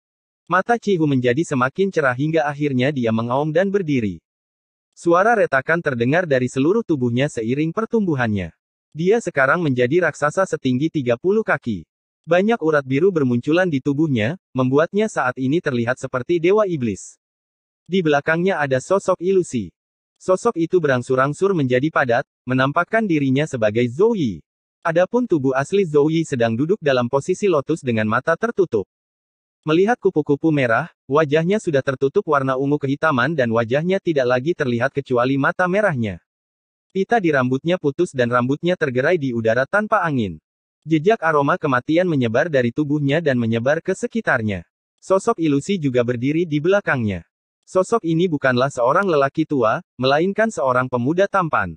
Namun jika dilihat lebih dekat, pemuda ini memiliki fitur wajah yang sama dengan lelaki tua itu. Saat ini, seluruh tubuhnya dikelilingi kabut hitam. Adapun tubuh aslinya sedang duduk dalam posisi lotus di atas peti mati dengan mata tertutup. Meski pemuda itu dikelilingi kabut hitam, pola aneh masih terlihat di tubuhnya. Pola ini berbentuk seperti monster bertanduk satu. Kelihatannya sangat sengit. Cihu meraung saat tubuhnya tiba-tiba mulai bergerak. Tubuh besarnya tiba-tiba bergerak cepat dan melaju ke depan seperti kilat. Dia menyatukan tangannya untuk membentuk satu kepalan tangan dan pusaran raksasa muncul, diikuti dengan kekuatan isap yang kuat. Pemuda tampan di belakang kupu-kupu merah dengan cepat menggerakkan tangannya dan tangan kupu-kupu merah pun mengikutinya. Aura kematian dengan cepat berkumpul di hadapannya, membentuk busur panjang. Saat Cihu datang mengaum ke arahnya, cahaya hantu di matanya tiba-tiba bersinar terang saat dia menarik kembali tali busur panjangnya. Bang! Saat dia melepaskannya, sinar aura kematian terbentuk menjadi anak panah dan menghantam Cihu. Bang! Bumi berguncang, namun tidak runtuh. Jelas bahwa serangan kupu-kupu merah dan Cihu masih berada pada level formasi jiwa tahap akhir. Tapi hukum langit yang terkandung dalam serangan ini jauh melampaui apa yang bisa ditampilkan oleh kultivator formasi jiwa. Tubuh Chihu mundur puluhan kaki saat dia batuk seteguk darah. Gambar ilusi di belakangnya segera mengerutkan kening dan membentuk segel. Chihu bergerak bersamanya saat dia memulai nyanyian misterius. Tiba-tiba, langit menjadi gelap, lalu aura misterius keluar dari beberapa celah ruang dan berkumpul di hadapan Chihu. Dalam sekejap mata, sebuah bola raksasa terbentuk di hadapannya. Bola itu melepaskan tekanan yang kuat. Mata Wang Lin berbinar saat dia menyaksikan pemandangan di depannya. Metode mendorong kekuatan surga untuk bergerak jelas lebih kuat dan rumit daripada meminjam kekuatan surga. Mata pemuda tampan itu berbinar. Sosok ilusi itu berubah menjadi asap dan sepenuhnya memasuki kupu-kupu merah. Dia mengeluarkan erangan yang tidak rela dan menyakitkan saat tubuhnya mulai bergetar. Namun tak lama kemudian, 4 tubuh roh dengan warna berbeda muncul di hadapannya. Dari tubuh kupu-kupu merah terdengar suara seorang laki-laki berkata, mengapa ia kehilangan roh bumi? Saat Wang Lin melihat 4 tubuh roh, matanya bersinar dan dia mulai merenung. Setelah keempat tubuh roh itu tiba-tiba muncul di hadapan kupu-kupu merah, Chihu tiba-tiba mengeluarkan suara gemuruh dan dia memperlihatkan ekspresi menyakitkan ketika kapak di dahinya berkedip dengan cepat. Itu berkedip semakin cepat hingga meninggalkan tubuhnya dan mendarat di bola di depannya. Tiba-tiba, bola itu berguncang dan mulai bergerak dengan cara yang aneh hingga berbentuk kapak yang membelah langit. Setiap pori-pori di tubuh Chihu memuntahkan darah, membuatnya tampak seperti orang yang terbuat dari darah saat dia menyerang kupu-kupu merah. Ilusi di balik Chihu perlahan berkata, wilayahku menggila. Karena aku sudah tergila-gila pada cinta, aku telah mencapai puncak kegilaan. Kegilaan ini bisa mengguncang langit dan bumi. Chihu, saya akan menggunakan tubuh Anda untuk menampilkan domain saya yang belum pernah ditampilkan selama lebih dari 1000 tahun. Bahkan jika kamu mati, kamu bisa mati dengan damai. Saat ini terdapat domain aneh yang muncul di sekitar tubuh Chihu. Raut kesakitan tidak lagi terlihat di wajahnya. Sebaliknya, ada ekspresi gila yang akan mengejutkan siapapun. Matanya dipenuhi tekad. Dia tidak lagi memandang kupu-kupu merah tetapi pada kapak di tangannya, dan tekadnya semakin dalam. Kegilaan ini tidak harus pada seseorang, bisa juga pada suatu benda. Bagi Chihu, itu adalah kapaknya. Hati daunnya pada saat ini juga adalah kapak ini. Selama kapaknya tidak pecah, keinginannya untuk bertarung tidak akan padam. Tekad ini berubah menjadi aura pertarungan yang kuat. Pada titik ini, Chihu berdiri di sana seperti raksasa yang siap membelah langit. Domain kegilaan mengandung kegigihan, sejenis kegigihan yang obsesif. Domain Zhou Yi memang aneh. Meskipun Chihu baru berada pada tahap formasi jiwa, aura pertarungan yang diciptakan oleh obsesi yang terus-menerus ini terasa seperti bisa membunuh makhluk surgawi. Wang Lin mengungkapkan ekspresi kaget saat dia memahami arti sebenarnya dari domain kegilaan. Cahaya hantu di mata kupu-kupu merah bersinar lebih terang saat dia menunjuk ke alisnya, menyebabkan mawarnya muncul, namun mawarnya tidak lagi merah, sekarang menjadi hitam. Tanpa ragu-ragu, dia memetik sisa 2 benang sari dan sisa kelopak bunga. Lalu dia melemparkannya ke 4 elemen roh, menciptakan pusaran yang kuat. Pada saat yang sama, awan asap hijau keluar dari alis kupu-kupu merah. Saat asap muncul, ia berubah menjadi pemuda tampan dan dengan satu gerakan halus ia memasuki pusaran. Pusaran itu segera berhenti bergerak dan setelah serangkaian suara gemuruh menyatu dengan pemuda tampan itu. Ada beberapa gerakan aneh saat pusaran itu berubah menjadi makhluk yang tampak jahat. Makhluk itu menyeringai dan meraung. Tubuh kupu-kupu merah bergetar. Setelah pemuda tampan itu pergi, asap hitam menghilang dari tubuhnya. Dia mundur beberapa langkah. Wajahnya sangat pucat saat dia sadar kembali. Saat Chihu tiba, dia mengayunkan kapaknya ke bawah seperti meteor. Makhluk itu mengangkat salah satu cakarnya untuk mencocokkannya. Bang! Kapaknya dibelokkan dan kelopak bunga hitam yang tak terhitung jumlahnya jatuh dari cakar makhluk itu. Mata Chihu menjadi ganas saat dia mengayun ke bawah lagi. Bang! Cakar makhluk itu hancur, memperlihatkan 2 benang sari. Bang, bang, bang. Setelah 3 kali serangan kapak, benang sari bunga semuanya hancur, namun kapak tersebut juga hancur akibat serangan tanduk makhluk itu dan berubah menjadi debu berkilau. Namun, makhluk itu juga menghilang dan tidak berubah menjadi apapun. Pada saat ini, lelaki tua yang duduk di atas peti mati itu mengeluarkan seteguk darah hitam. Tubuhnya merosot dan tampak seperti tidak ada lagi energi yang tersisa di dalam. Chihu menatap dengan heran ke tangan kanannya yang kosong. Keyakinannya berasal dari kapak yang membelah surga ini, niat bertarungnya lahir dari kapak ini, dan hati Daonya adalah kapak itu sendiri. Kapaknya runtuh, sehingga domain kegilaan yang dimasukkan Zhou Yi ke dalam Qi Hu juga menghilang. Mata Qi Hu menjadi jernih, tapi dia segera mengeluarkan erangan yang menyedihkan. Nyeri. Tubuhnya merasakan sakit yang luar biasa. Qi Hu jatuh ke tanah terlebih dahulu. Wajahnya benar-benar pucat tanpa bekas darah. Wang Lin menatap pemandangan di depannya dan menghirup udara dingin. Apa hati Daoku? Kupu-kupu merah dan Qi Hu sadar kembali. Ilusi Zhou Yi juga kembali ke tubuhnya dan perlahan turun, tetapi pada saat ini, cakar hitam tiba-tiba muncul di udara dan meraih ke arahnya. Cakar ini sangat dekat dengan tubuh Zhou Yi. Ekspresi wajah jiwa aslinya segera berubah dan mengeluarkan suara gemuruh saat dia bergegas menuju tubuhnya. Dia berhasil memasuki tubuhnya saat cakar itu datang dan bergerak sedikit ke samping, namun dia masih terkena cakar tersebut. Perut Zhou Yi terkena cakar, yang membuka luka besar, dan darah muncrat. Sasaran cakar ini bukanlah tubuh Zhou Yi, melainkan tas pegangannya. Tubuh Zhou Yi hanya tergores oleh cakarnya, tetapi tas pegangannya telah terkoyak seluruhnya. Benda yang tak terhitung jumlahnya terbang keluar dari tas, termasuk pagoda, yang dicengkeram oleh cakarnya sebelum dengan cepat mundur. Tidak. Mata Zhou Yi memerah. Dia mengabaikan luka di perutnya dan mengeluarkan suara gemuruh yang mengguncang langit. Siapapun yang mendengar teriakan ini pasti merasakan kesedihan. Dia tidak ragu sama sekali untuk menyerah pada tubuhnya. Jiwa asalnya terbang dan mengejar pagoda. Ting Er, aku tidak akan membiarkan siapapun mencurimu dariku. Aku tidak akan mengizinkannya. Tanpa jiwa asalnya yang mengendalikannya, tubuhnya jatuh dan darah mengalir keluar saat wajahnya berubah menjadi ungu. Tubuhnya jatuh ke tanah.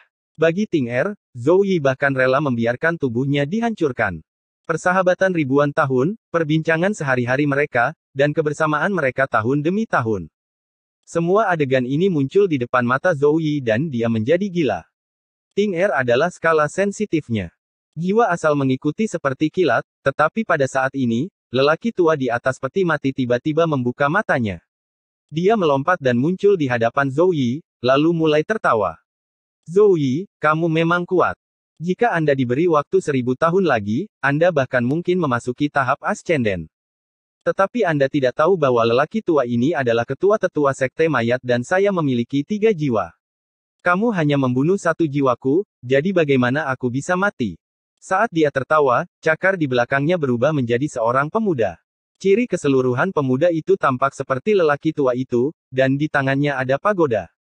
Wang Lin menatap pemandangan di depannya dan menarik napas dalam-dalam. Tatapannya tiba-tiba beralih ke kupu-kupu merah yang melemah. Mata Zhou Yi menunjukkan ekspresi gila saat dia menatap lelaki tua itu seperti binatang buas yang siap melahapnya. Kembalikan Ting Er padaku. Ting Er.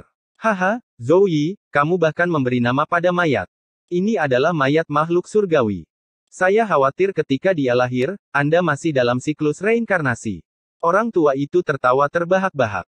Pemuda di belakangnya juga tertawa ketika dia menabrak pagoda dan seberkas cahaya putih keluar. Mayat perempuan muncul. Episode 316 Cheng Niu, kamu berani membunuhku. Gaun putih yang lebih putih dari salju. Sehelai rambut seperti tirai. Sepotong wewangian yang memikat hati. Saat mayat wanita itu muncul, bahkan kepala tetua sekte mayat mau tidak mau melihat lagi. Kata-kata mengejeknya tidak lagi keluar. Yang tersisa hanyalah keterkejutan. Kupu-kupu merah memang cantik, tapi dibandingkan dengan mayat wanita ini, dia jauh dari tandingan. Wang Lin hanya melihat sekilas dari kejauhan dan jantungnya bergetar. Mayat tersebut sepertinya memiliki daya tarik yang kuat sehingga membuatnya berpikir untuk mencurinya. Tapi pikirannya sangat teguh, jadi saat pikiran itu muncul, pikiran itu tergencet olehnya. Namun, dia berkeringat dingin.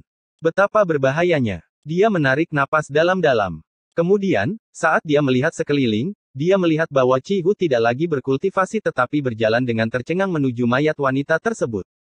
Namun, setelah berjalan beberapa meter, dia mulai meronta saat dia sadar kembali, memperlihatkan ekspresi ketakutan. Bahkan kupu-kupu merah memperlihatkan ekspresi kebingungan, tapi bagaimanapun juga dia adalah perempuan, jadi matanya dengan cepat menjadi cerah. Mata Wang Lin bergetar saat dia mengunci Red Butterfly. Orang tua dari mayat sekte menarik pandangannya. Gadis ini pastilah karakter penting di alam surgawi ketika dia masih hidup. Bahkan aku terpesona olehnya. Ting Er. Zhou Yi mengungkapkan ekspresi terobsesi saat dia menyerang ke depan. Lelaki tua itu mendengus ketika tangannya membentuk segel. Dia kemudian memukul dadanya sendiri dan memuntahkan awan gas ungu. Gas ungu ini berubah menjadi rantai yang mengelilingi Zhou Yi seperti penjara surgawi. Zhou Yi, aku menggunakan harta karun sekte mayat, yang dibuat untuk menyegel jiwa asal, untuk mengambil mayat gadis ini. Tidak ada cara bagimu untuk melarikan diri. Tubuh lelaki tua itu mundur dan lelaki muda yang tampak seperti lelaki tua itu melemparkan mayat perempuan itu ke udara. Mayat itu ditangkap oleh lelaki tua itu, lalu lelaki muda itu berubah menjadi asap dan masuk ke dahi lelaki tua itu. Lelaki tua itu terus mundur dan dalam sekejap tiba di sebelah peti mati. Dia dengan cepat terbang menuju langit. Mata Zhou Yi memerah saat dia berteriak, tidak. Bang, bang. Dia menabrak rantai dengan seluruh kekuatannya. Rantai itu akan memancarkan cahaya ungu setiap kali dia menabraknya, tapi jiwa asalnya akan bergetar. Namun, dia terus melakukannya seolah dia tidak merasakannya sama sekali. Dia menabrak rantai seperti binatang gila yang kehilangan kekasihnya. Bang, bang. Saat dia menabrak rantai, lingkungan sekitar mulai menunjukkan tanda-tanda keruntuhan dan tanah mulai retak. Mata Zhou Yi memerah dan dia menunjukkan tatapan yang menakutkan, tatapan yang penuh dengan kebencian. Ada sedikit obsesi, dan karena obsesi ini, dia menjadi gila. Karena obsesinya ini, dia menjadi gila. Berikan Ting Er padaku. Kamu benar-benar orang gila. Zhou Yi, jika kamu kembali ke tubuhmu sekarang, kamu masih bisa menyimpannya. Jika kamu tidak memiliki tubuh, maka kamu akan mati di alam surgawi. Orang tua dari mayat sekte melihat mata Zhou Yi dan tidak bisa menahan perasaan gemetar saat dia terbang lebih cepat menuju terowongan di atas. Melihat lelaki tua itu hendak memasuki terowongan dan pergi, mata Zhou Yi tampak seperti berdarah. Dia sudah melupakan semua yang ada di hatinya. Di dunia ini, satu-satunya yang tersisa hanyalah mayat yang bergerak semakin jauh darinya, Ting Er miliknya. Adegan saat dia menghabiskan waktu bersama Ting Er memasuki hatinya. Kehilangan Ting Er. Meskipun asal-usulnya tidak lagi memiliki hati, dia bisa merasakannya dalam kesakitan. Rasa sakit itu datang dari jiwanya, jiwa asalnya. Rasa sakit ini terlalu kuat, terlalu kuat. Tidak. Ting Er. Tubuh Zhou Yi tiba-tiba mulai terbakar. Itu kemudian pecah menjadi bintik-bintik berkilau yang tak terhitung jumlahnya yang keluar dari rantai. Membakar jiwa asalmu. Kamu orang gila. Wajah lelaki tua itu berubah. Membakar jiwa asal berarti kematian. Zhou Yi rela mati demi mayat. Ketika seorang kultivator transformasi jiwa tahap pertengahan membakar jiwa asalnya, ia memperoleh kekuatan yang sangat dekat dengan kultivator transformasi jiwa tahap akhir. Saat jiwa asalnya kembali bersatu, dia dengan cepat menyerang ke depan. Seperti manusia yang terbuat dari api, dia berhasil menyusul lelaki tua yang berada di sebelah terowongan dalam sekejap. Kembalikan Ting Er padaku. Setiap kata-katanya penuh dengan emosi. Zhou Yi tidak menggunakan teknik apapun. Dia hanya menghantam lelaki tua itu dengan jiwa asalnya. Namun hal ini membuatnya semakin menakutkan. Jika itu adalah sebuah teknik, pasti ada cara untuk mematahkannya. Namun, bertabrakan dengan jiwa asal yang hampir kokoh dari kultivator transformasi jiwa tahap akhir hanya bisa disebut menakutkan bagi orang tua itu. Kakak, sejumlah besar celah ruang muncul di langit dan tanah runtuh. Fragmen itu mulai runtuh. Chi Hu mengeluarkan ekspresi pahit. Tanpa sepatah kata pun, dia melompat menuju pintu masuk. Kupu-kupu merah mengikuti di belakangnya. Wajah lelaki tua itu berubah drastis. Pada saat ini, dia menunjuk ke alisnya dan jiwa ketiga keluar. Pemuda itu muncul di hadapannya untuk menghalangi Zhou Yi. Namun, saat jiwa ketiga muncul, ia bertabrakan dengan tubuh Zhou Yi dan hancur. Kembalikan Ting Er padaku. Api di tubuh Zhou Yi semakin membara. Kegilaan di matanya semakin meningkat. Dia tampak seperti binatang buas. Orang gila. Orang tua mayat sekte merasa tengkoraknya mati rasa saat dia melemparkan mayat perempuan itu ke bawah. Dia tidak rela kehilangan nyawanya di sini demi mayat wanita. Zhou Yi meraih mayat wanita itu. Matanya dipenuhi emosi saat dia tersenyum puas. Ting Er, tidak ada yang bisa membawamu pergi, tidak ada. Runtuhnya lingkungan sekitar menjadi semakin besar seiring dengan meningkatnya jumlah celah ruang di langit. Wang Lin telah lama terkunci di Red Butterfly. Saat ini, matanya berbinar. Sekarang saatnya. Tubuh Wang Lin menyerbu ke arah kupu-kupu merah seperti kilat. Chi Hu melihat pemandangan ini dan membuka mulutnya, tapi dia tidak mengatakan apapun. Melarikan diri dengan nyawanya lebih penting saat ini. Wang Lin sangat cepat. Hampir dalam sekejap, dia hanya berjarak 300 kaki dari kupu-kupu merah. Wajah kupu-kupu merah berubah drastis. Meskipun kultivasinya telah pulih sedikit, dia telah kehilangan terlalu banyak harta sihir, ada luka tersembunyi di tubuhnya, dan dia tidak bisa lagi mempertahankan kekuatan kultivator formasi jiwa tahap akhir. Bisa dibilang ini adalah titik terendah yang pernah ia alami dalam hidupnya.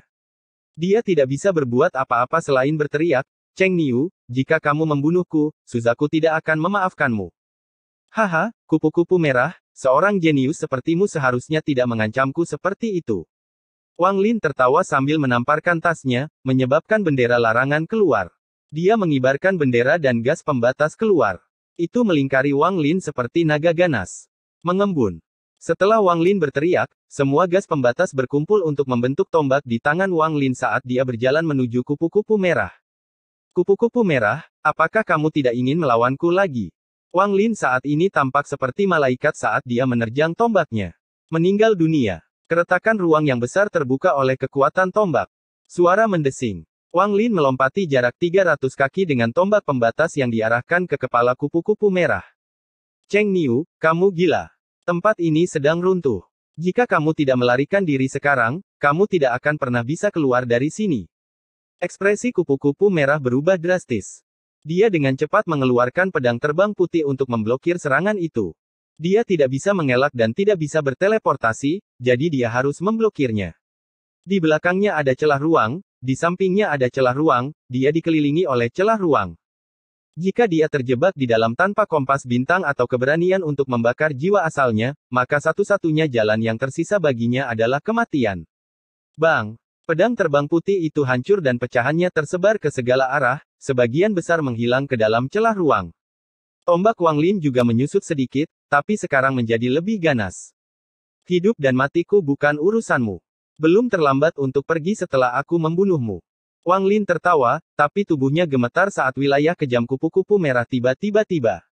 Domain ini sangat kuat. Wang Lin tidak bisa menghentikannya, tapi dia bisa menahannya untuk beberapa saat. Selama dia membunuhnya dalam beberapa tarikan napas, domainnya akan runtuh. Wang Lin harus membunuh kupu-kupu merah. Gadis ini telah mencoba membunuhnya berkali-kali. Dia pasti akan menjadi masalah di masa depan. Kupu-kupu merah mengatupkan giginya. Saat tombak itu tiba, dia mengangkat tangannya dan menggunakan gelang giok putih untuk memblokirnya. Ding! Tombak Wang Lin runtuh lagi, kembali menjadi gas pembatas.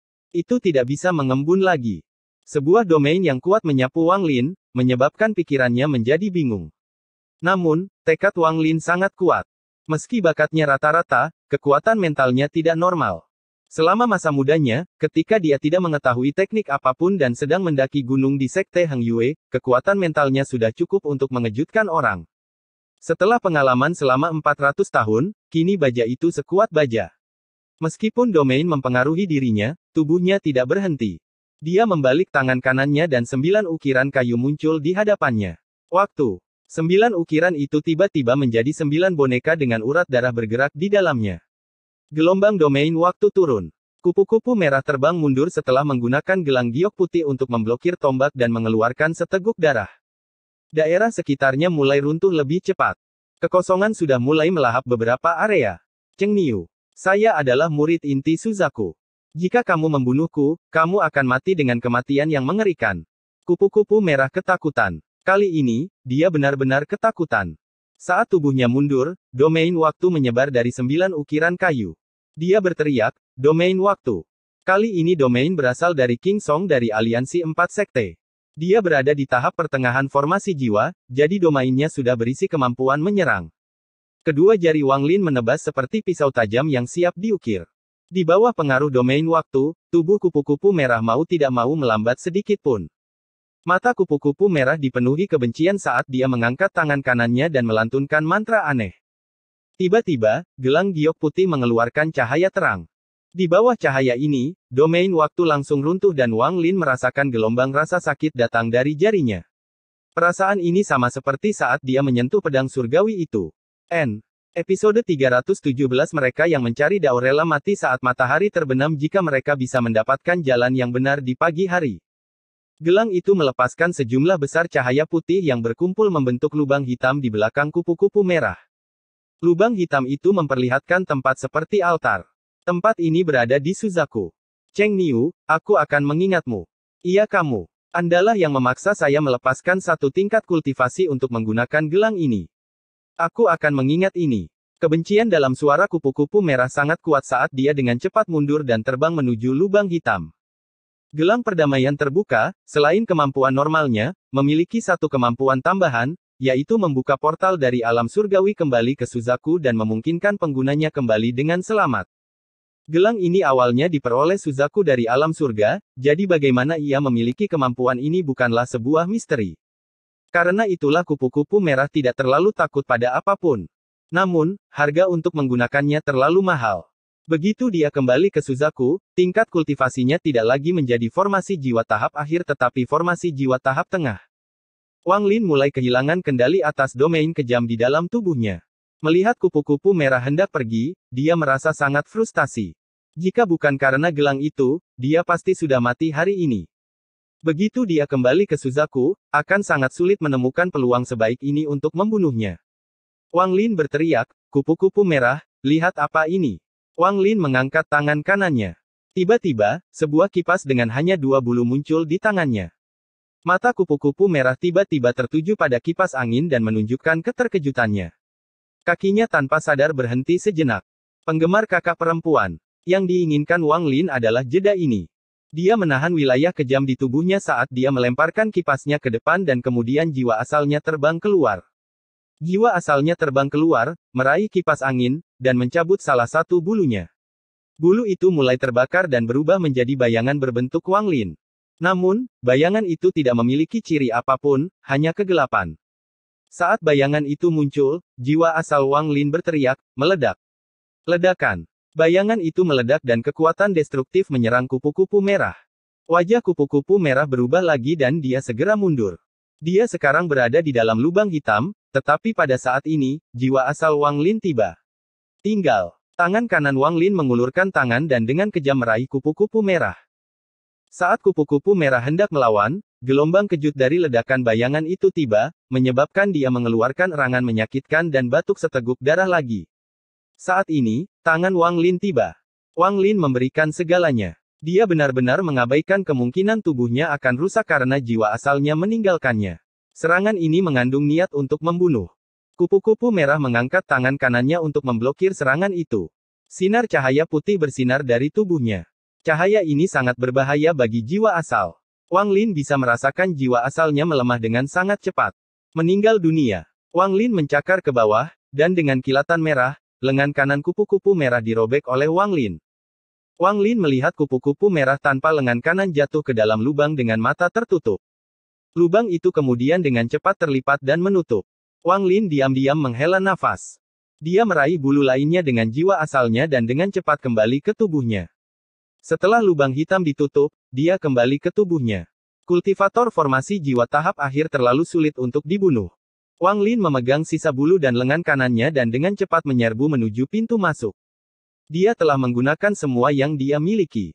Dia bahkan memilih momen ketika harta penyelamat nyawanya habis dan dia berada pada kondisi terlemahnya, tapi dia masih tidak bisa membunuhnya. Meskipun aku belum membunuhnya, dengan lengan ini, aku dapat menggunakan kutukan yang tak terhitung jumlahnya untuk memastikan bahwa dia akan selamanya berada di tahap formasi jiwa. Mata Wang Lin berbinar saat dia mengungkapkan ekspresi jahat. Kultivasi saya masih belum cukup. Jika saya berada di tahap pertengahan formasi jiwa, hasil pertempuran hari ini akan berbeda. Wang Lin menghela nafas lagi. Pertarungannya dengan kupu-kupu merah tidak berlangsung lama. Itu hanya berlangsung beberapa tarikan napas. Orang gila. Dia benar-benar orang gila. Orang tua mayat sekte yang telah melemparkan mayat itu mengutuk ketika dia terbang menuju pintu masuk. Namun, pada saat ini, suara gemuruh datang dari pintu masuk dan bangunan itu runtuh. Lelaki tua itu menatap dengan heran ke pintu masuk dengan ekspresi pahit di wajahnya. Bukan hanya dia, bahkan Chi Hu pun terkejut. Ketika Wang Lin melihat pintu masuknya runtuh, dia segera berbalik dan bergegas menuju tanah. Fragmen ini memiliki banyak lapisan yang tumpang tindih. Karena dia tidak bisa lagi naik, dia malah harus turun. Saat Zhou Yi dan lelaki tua itu bertarung, dia menggunakan akal sehatnya untuk mencari secara diam-diam di area tersebut. Sekarang dia memiliki target, dia tiba di sebelah lubang di tanah yang belum runtuh dalam sekejap. Tanpa ragu-ragu, dia menyerbu masuk. Orang tua dari mayat sekte berbalik, menyebarkan akal sehatnya, dan menyerbu ke dalam lubang tempat Wang Lin turun. Qihu menyentuh tas pegangannya. Di dalamnya ada kompas bintang, tapi terlalu rusak untuk digunakan dan dia tidak tahu cara memperbaikinya. Tak berdaya, dia mengikuti di belakang lelaki tua itu. Yang paling penting sekarang adalah melindungi hidupnya sendiri. Ting Er, lihat. Orang yang mencurimu melarikan diri. Saya sudah mengatakannya sebelumnya, siapapun yang berani mencuri Anda harus mati. Biarkan aku menggunakan sisa hidupku untuk membunuh orang ini, lalu kita bisa menghilang bersama dalam kehampaan ini. Bagaimana dengan itu? Aneh, kenapa aku merasa tidak terlalu mengenalmu? Rasanya seperti aku sedang mengingat sesuatu. Rasanya seperti aku sedang mengingat sesuatu. Ting Er. Zoe memeluk wanita itu dengan penuh gairah di matanya, namun gairah ini segera berubah menjadi kebingungan. Dia mencium bibir wanita itu dan mengerutkan kening sebelum mengejar lelaki tua dari mayat sekte dengan kebingungan di matanya. Wang Lin memasuki terowongan dan segera turun. Suara runtuhnya lapisan ketiga perlahan memudar. Meskipun semua lapisan pada akhirnya akan runtuh, lapisan keempat adalah tempat teraman saat ini. Saat Wang Lin turun, dia diam-diam berpikir, satu-satunya cara untuk meninggalkan tempat ini adalah dengan kompas bintang Qihu. Dia terus turun dalam waktu lama sebelum dia melihat cahaya di ujungnya. Namun, dia tidak menyerang tetapi memeluk dinding terowongan.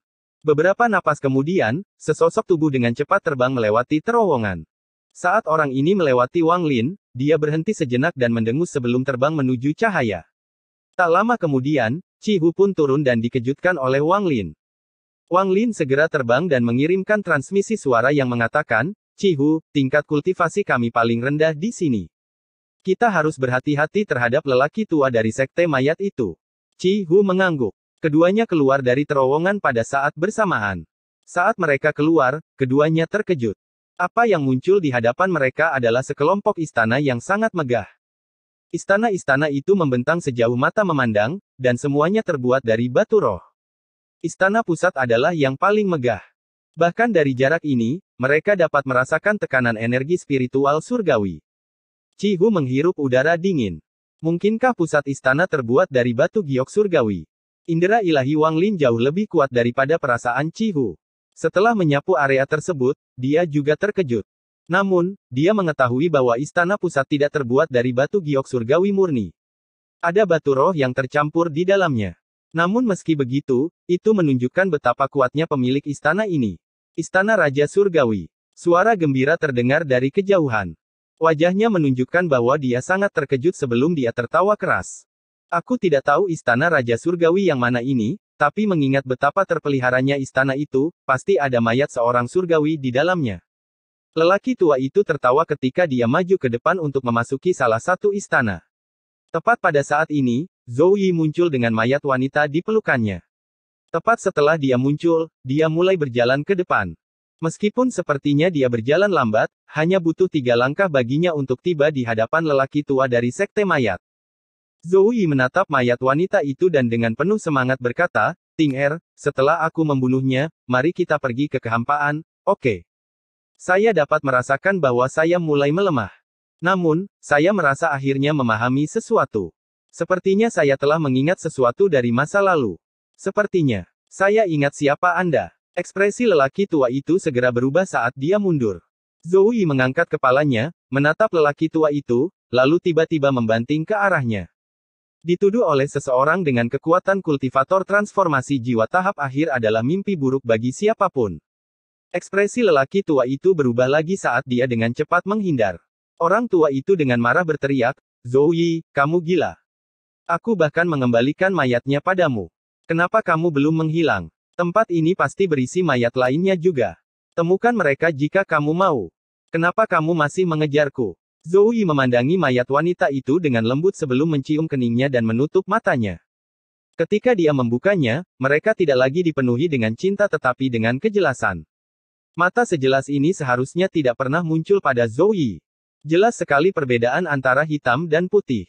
Dia mengambil satu langkah ke depan dan tiba-tiba terdengar suara gemuruh di langit.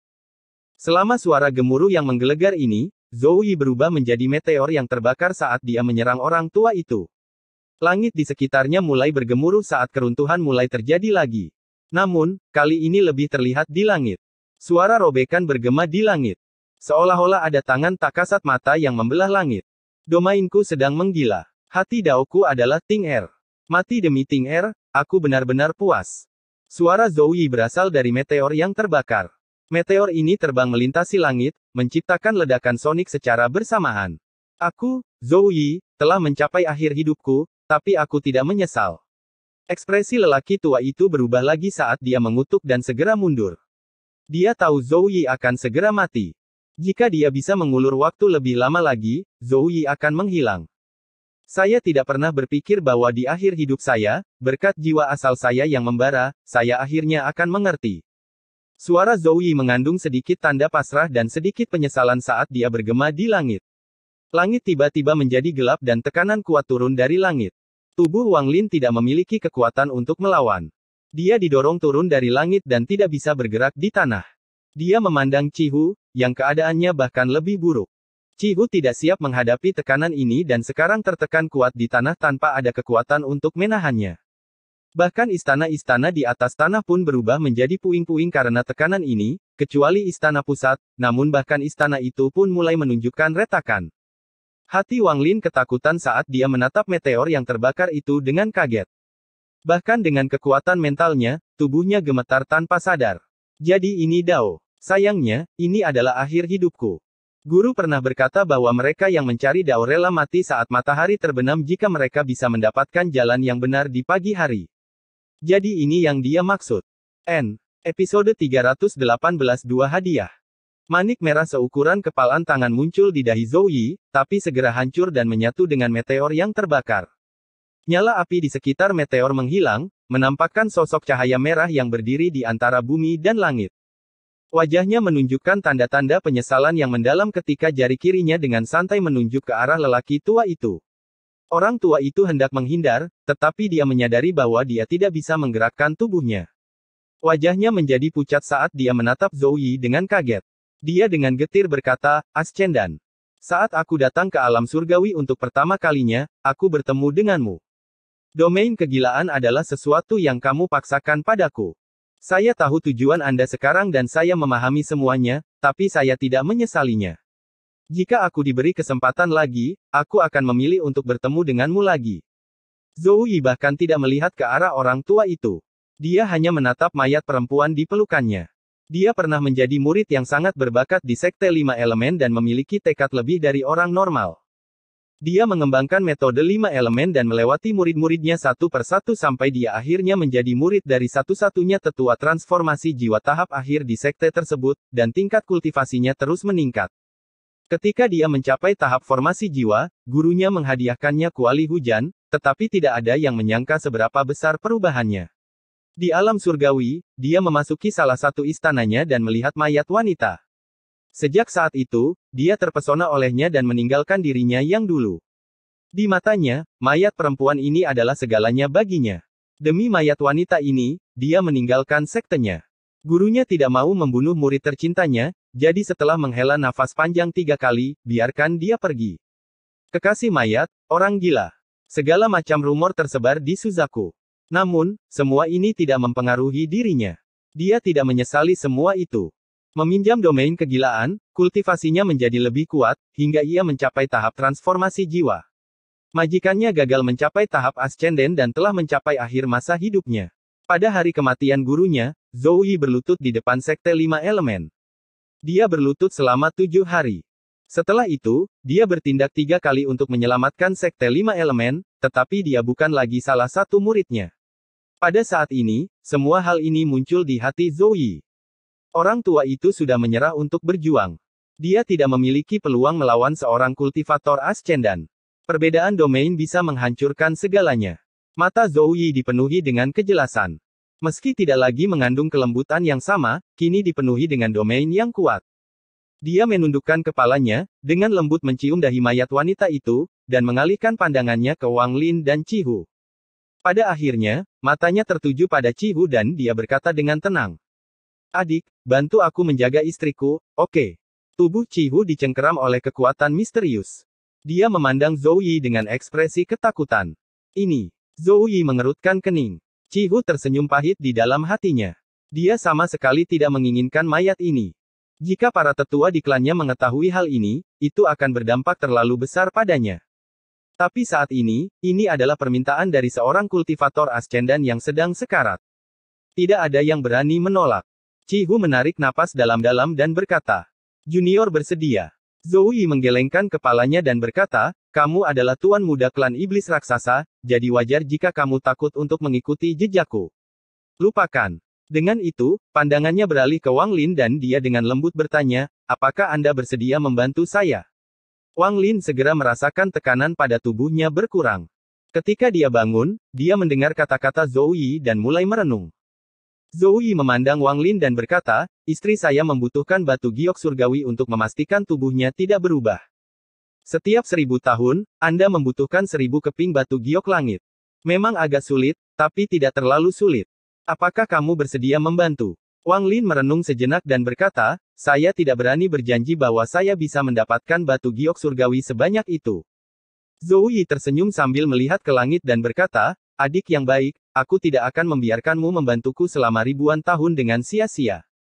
Wang Lin menatap Zhou Yi tetapi tidak mengucapkan sepatah kata pun. Zhou Yi mengulurkan tangan dan meraih dengan tangannya. Tiba-tiba, istana di atas tanah yang belum runtuh-runtuh dan potongan batu giok langit beterbangan keluar darinya. Di udara, batu giok langit ini membentuk sebuah pagoda. Zhou Yi melihat mayat wanita itu untuk terakhir kalinya sebelum melemparkannya ke pagoda dan dia menghilang ke dalam. Zhou Yi menunjuk dengan tangan kanannya dan pagoda itu menyusut. Pagoda yang menyusut itu terbang ke tangan Wang Lin. Saat dia menyentuh pagoda, kekuatan misterius memasuki tubuhnya. Sekarang ada jejak tambahan di jiwa asalnya. Pagoda ini berisi domain saya. Jika menemukan tempat yang dingin dan meletakkan pagoda ini di bawah, maka akan membentuk penghalang selebar 100 meter. Kecuali seseorang memiliki tingkat kultivasi lebih tinggi dari diri saya saat ini, mereka tidak akan dapat melewati penghalang tanpa persetujuan Anda. Zhou Yi tersenyum pada Wang Lin sambil menunjuk alisnya sendiri. Sebuah batu giok merah seukuran kuku jarinya muncul dan dia mengarahkannya ke arah Wang Lin. Saat batu giok merah ini muncul, keruntuhan pecahan itu sepertinya berhenti sejenak. Giok merah ini sepertinya melepaskan kekuatan hukum langit. Ketika Wang Lin melihat batu giok merah ini, dia merasakan perasaan yang sama seperti yang dia rasakan saat dia berubah menjadi manusia fana dan pertama kali menyentuh hukum reinkarnasi. Giok ini mengandung kekuatan yang mirip dengan itu, menyebabkan Wang Lin menarik napas dalam-dalam. "Ini adalah hadiah pertama yang kuberikan padamu, sebuah kristal yang berpengaruh. Item ini tidak berguna bagimu saat ini, tetapi jika suatu saat kamu akan mencapai tahap ascendan, maka item ini dapat membantumu." Orang tua itu menatap kristal itu dengan keinginan kuat di wajahnya. Dia tahu betul nilai barang ini. Meskipun item ini tidak memiliki kemampuan sama sekali, item ini terbentuk ketika seorang kultivator mencapai tahap ascendan. Ini berisi persepsi mereka tentang surga. Jika dia bisa mendapatkan item ini, maka peluangnya untuk mencapai tahap ascendan akan meningkat sebesar 30%. Satu-satunya tujuan item ini adalah untuk memungkinkan pengguna memiliki kesempatan kedua selama pilihan hidup dan mati dalam upaya mencapai tahap ascendan. Begitu seorang kultivator ascendan kehilangan kristal ascendannya, kultivasi mereka akan terus menurun hingga mereka mati. Kristal ini hampir tidak berbeda dengan kehidupan mereka. Bahkan Zhou Yi baru saja membentuk miliknya. Qihu juga menatap dengan heran pada kristal yang berpengaruh itu. Bagaimanapun, dia adalah tuan muda dari klan iblis raksasa, jadi dia tahu lebih banyak daripada kebanyakan orang. Dia mampu mengenalinya pada pandangan pertama dan merasakan penyesalan yang mendalam. Meskipun dia tahu bahwa Zhou Yi tidak akan meminta seseorang untuk menjaga istrinya secara gratis, dia tidak menyangka Zhou Yi akan membagikan hadiah seperti ini. Jika dia mengetahui hal ini sebelumnya, dia tidak akan ragu sama sekali dan setuju. Juga, dari apa yang dikatakan Zhou Yi sebelumnya, ini hanyalah hadiah pertama, artinya kemungkinan besar ada hadiah kedua, hadiah ketiga. Penyesalan di hati Qihu telah mencapai batasnya. Ekspresi wajah keduanya membuat Zhou Yi sangat bangga. Dia menunjuk lelaki tua itu dan tubuh lelaki tua itu terbang ke tangan Zhou Yi. Zhou Yi dengan tenang berkata, "Hadiah keduaku untukmu adalah orang ini. Kepala tetua dari Sekte Mayat. Saya bisa mengampuni hidup Anda, tetapi Anda harus menjadi budak selama 1000 tahun. Apakah Anda bersedia?" Sebelum kekuasaan absolut, ketua-tetua sekte mayat hanya punya dua pilihan, hidup, atau mati. Orang tua itu dengan getir berkata, hidupku bahkan tidak akan bertahan 100 tahun lagi, jadi bagaimana aku bisa menjadi budak selama 1000 tahun? Kamu sebaiknya membunuhku. Jika kamu ingin mati, maka aku dapat membantumu. Dengan sisa kekuatanku, aku bisa menyempurnakanmu menjadi boneka. Meskipun tingkat kultivasimu akan turun, itu akan dianggap sebagai hadiah keduaku. Dengan itu, Zhou Yi menunjuk ke arah dahi lelaki tua itu. Dia hanya perlu menunjuk ke dahi lelaki tua itu dan kepala tetua sekte mayat ini akan mati. Jari itu perlahan mendekat. Dahi lelaki tua itu dipenuhi keringat. Aroma kematian semakin meningkat. Meskipun ia memiliki sisa hidup kurang dari 100 tahun, jika ia dapat menembus tahap akhir transformasi jiwa, umurnya akan diperpanjang. Juga, dengan metode mayat sekte, dia punya banyak cara untuk memperpanjang hidupnya. Saat jari itu muncul, dia dengan getir berkata, saya setuju. Tangan kanan Zhou Yi tidak berhenti tetapi bergerak semakin cepat hingga menyentuh dahi lelaki tua itu. Tangannya yang lain menunjuk ke arah Wang Lin dan tubuh Wang Lin tanpa sadar terbang ke arahnya. Cahaya misterius keluar dari dahi lelaki tua itu, melewati Zhou Yi, dan menuju ke Wang Lin. Wang Lin segera merasa seperti dia bisa merasakan semua niat kepala sesepuh mayat sekte, dan hanya dengan pikiran, dia bisa menghancurkan jiwa orang tua itu. Kepala tetua dari mayat sekte menghela nafas saat dia dengan tidak wajar menoleh ke arah Wang Lin dan dengan hormat berkata, budak tua ini suntai menyapa tuan. Kepahitan di hatinya tidak bisa dijelaskan. Chi Hu menatap pemandangan di hadapannya. Penyesalan di hatinya telah mencapai tingkat yang mengerikan. Budak transformasi jiwa, ini. Jika aku kembali ke klanku dengan ini, maka aku tidak lagi menjadi tuan muda, tapi kepala klan. Dengan orang ini di tanganku, selain di dalam negara Suzaku, aku akan bisa dengan bebas berjalan di planet ini. Aku seharusnya tidak ragu-ragu. Tubuh Zhou Yi sudah mencapai akhir. Itu tidak lagi terlihat kokoh. Sepertinya dia siap menghilang. Dia melihat sekeliling dan akhirnya berkata kepada Wang Lin, jaga dia baik-baik. Wang Lin menarik napas dalam-dalam dan mengangguk. Segalanya terjadi dengan sangat cepat. Bahkan sampai sekarang, dia masih tidak percaya dengan apa yang telah diperolehnya. Zhou Yi melihat Wang Lin mengangguk dan tersenyum. Saat ini, tubuhnya mulai menghilang, mulai dari kakinya. Pada akhirnya, masih ada senyuman di wajahnya. Tuan, jika ada kehidupan setelah kematian, saya tetap murid Anda. Tepat pada saat ini, pagoda itu terbang dari tangan Wang Lin dan melebar. Ia mengeluarkan cahaya putih dan mayat perempuan itu keluar dengan sendirinya dan melayang di udara. Episode 319 menggigit tuannya. Adegan ini mengejutkan semua orang kecuali Zhou Yi, yang tubuhnya sudah setengah hilang. Dia dengan tenang menatapnya. Ting Er, jangan main-main. Kembali. Sebuah suara misterius tiba-tiba keluar dari mayat wanita itu. Kamu tidak akan mati. Pada saat ini, serangkaian suara gemuruh datang dari langit. Berkat kata-kata dari mayat wanita, pecahan di atas mereka tiba-tiba runtuh. Rentetan angin kencang yang tak ada habisnya turun dari langit dan retakan yang tak terhitung jumlahnya segera muncul di tanah. Mayat perempuan itu perlahan membuka matanya. Bang! Bang! Saat dia membuka matanya, tanah tiba-tiba hancur. Kali ini bukan hanya tanah di bawah kaki mereka. Dua pecahan di bawahnya juga runtuh. Mata Wang Lin dipenuhi dengan keterkejutan. Dia segera mundur. Dia bukan satu-satunya yang terkejut. Mata Chi Hu juga dipenuhi rasa tidak percaya. Hanya mata lelaki tua itu yang berbinar, lalu dia seperti mengingat sesuatu dan kemudian ekspresinya berubah menjadi ketakutan yang mendalam. Pedang hujan pertama, muncul. Sinar cahaya keemasan datang dari bawah mereka. Saat cahaya keemasan semakin dekat, Wang Lin merasakan pedang yang kuat datang ke arah mereka. Mayat perempuan itu melangkah maju dan meraih cahaya. Tiba-tiba, nyanyian pedang yang menembus seluruh alam surgawi terdengar. Mayat wanita itu memegang cahaya keemasan dan menunjuk ke jiwa asal Zhou Yi yang terbakar.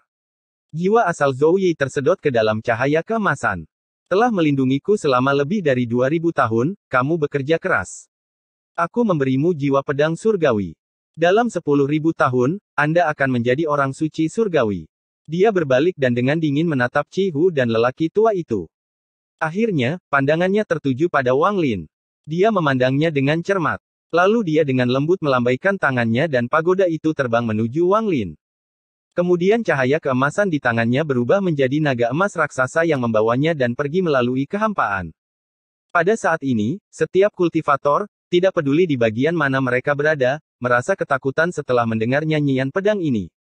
Bahkan mereka yang berada dalam pertarungan hidup dan mati tidak bisa menahan diri untuk berhenti. Di salah satu bagian paling tengah dari alam surgawi, seorang cendekiawan berjubah hijau tiba-tiba mengangkat kepalanya, memperlihatkan matanya yang bersinar. Dia berbisik, hujan pedang surgawi. Benar sekali, hanya Rain Celestial Sword yang bisa mengeluarkan himne pedang seperti itu. Hanya saja, aku tidak tahu yang mana. Sebuah cahaya misterius muncul di matanya saat dia melompat ke udara. Dia menutup matanya sebentar dan kemudian menyerbu ke arah asal mula nyanyian pedang seperti kilat. Di sebuah pecahan di barat laut alam surgawi, duduklah seorang lelaki tua berjubah ungu. Dia memandang ke langit dengan ekspresi serius. Setelah merenung sebentar, dia mengambil satu langkah dan terbang menuju nyanyian pedang. Apakah itu pedang surgawi hujan? Jika Sekte Pedang Dalouku mendapatkannya, maka kekuatan kami pasti akan meningkat beberapa kali lipat. Saya memiliki binatang surgawi yang dapat saya gunakan untuk mengendalikan pedang surgawi dari roh pedang surgawi di dalam pedang. Dia terbang dan tiba-tiba kilin bertanduk dua muncul di udara. Dia menginjak kepala kilin dan kilin menembakkan dua aliran udara panas dari hidungnya. Saat kedua aliran udara panas itu keluar, pecahan langit tempat dia berada runtuh.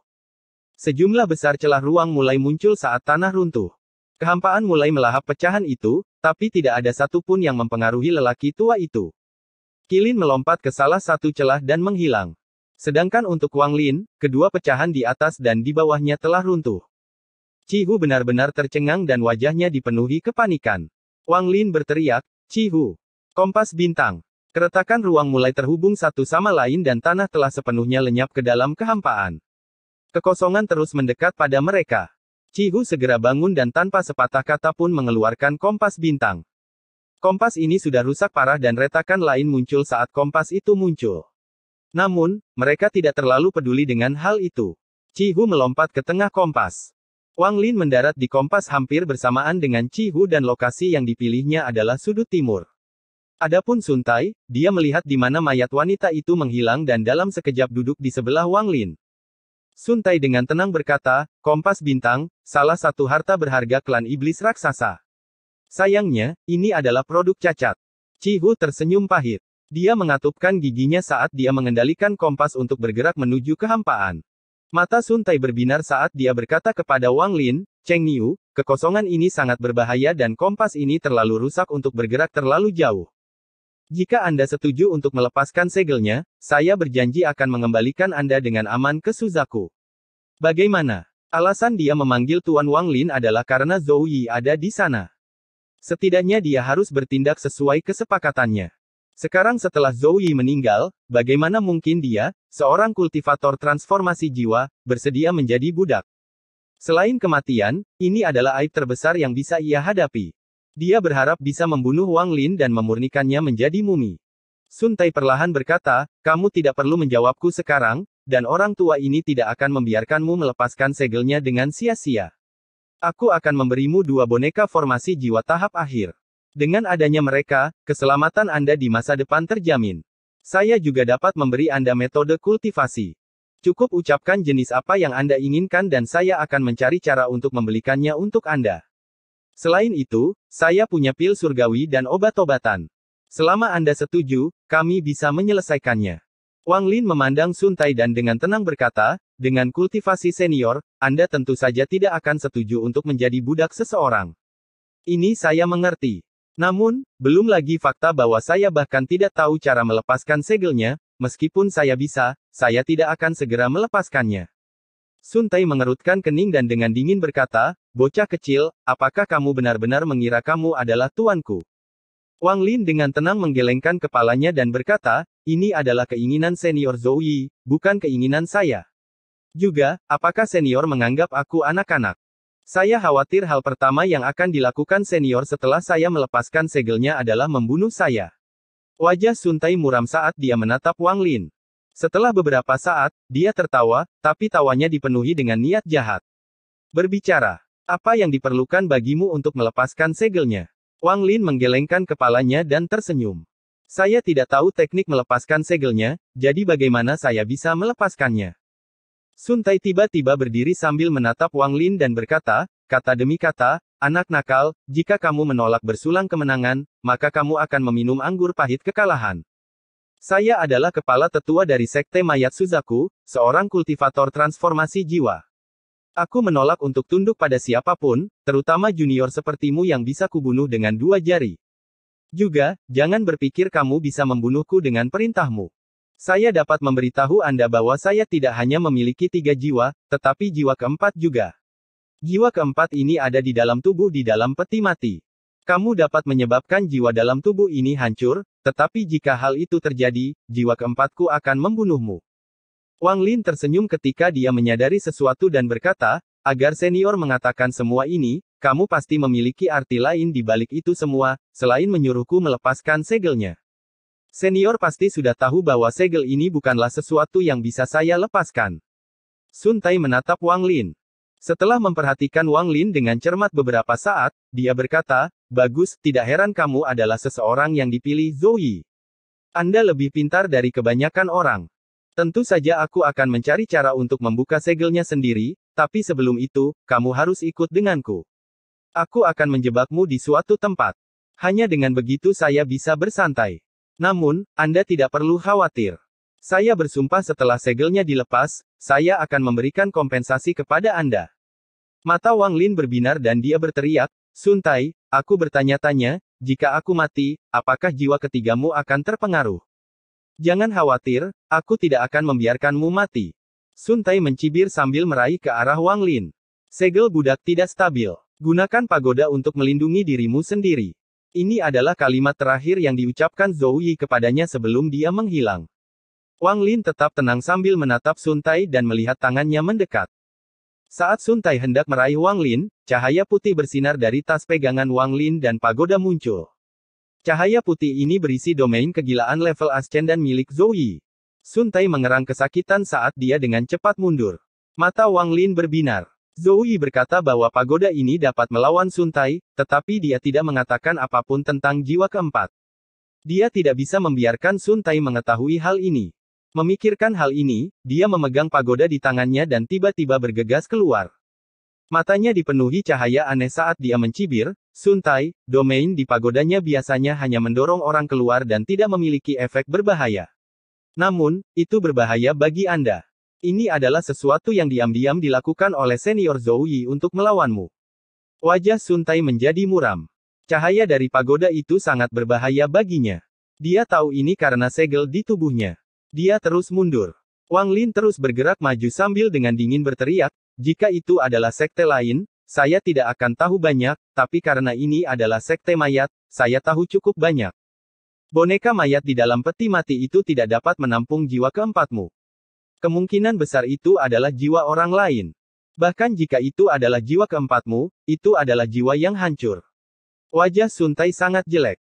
Suaranya serak saat dia berkata, jika kamu tidak percaya padaku, kamu bisa mencobanya. Wang Lin tertawa sambil menatap Sun Tai. Dia maju selangkah dan berteriak, Sun Tai, apa menurutmu aku tidak berani mencobanya? Dengan kultivasi senior Zhou Yi, apakah Anda benar-benar berpikir dia akan meninggalkan bencana yang tidak stabil seperti Anda? Hanya dengan satu pikiran, kamu pasti akan mati. Bahkan jika Anda memiliki jiwa keempat, senior Zhou Yi sudah mempertimbangkannya. Melihat tingkat kultivasimu tidak mudah diperoleh, aku tidak ingin membunuhmu, tetapi melihat kamu ingin memberontak, maka kamu harus mati. Mata Sun Tai berbinar. Meskipun dia tidak menunjukkan satupun dari luarnya, dia mulai meragukan dirinya sendiri. Memang benar. Mengingat tingkat kultivasi Zhou Yi, bagaimana dia bisa meninggalkan masalah apapun untuk junior ini?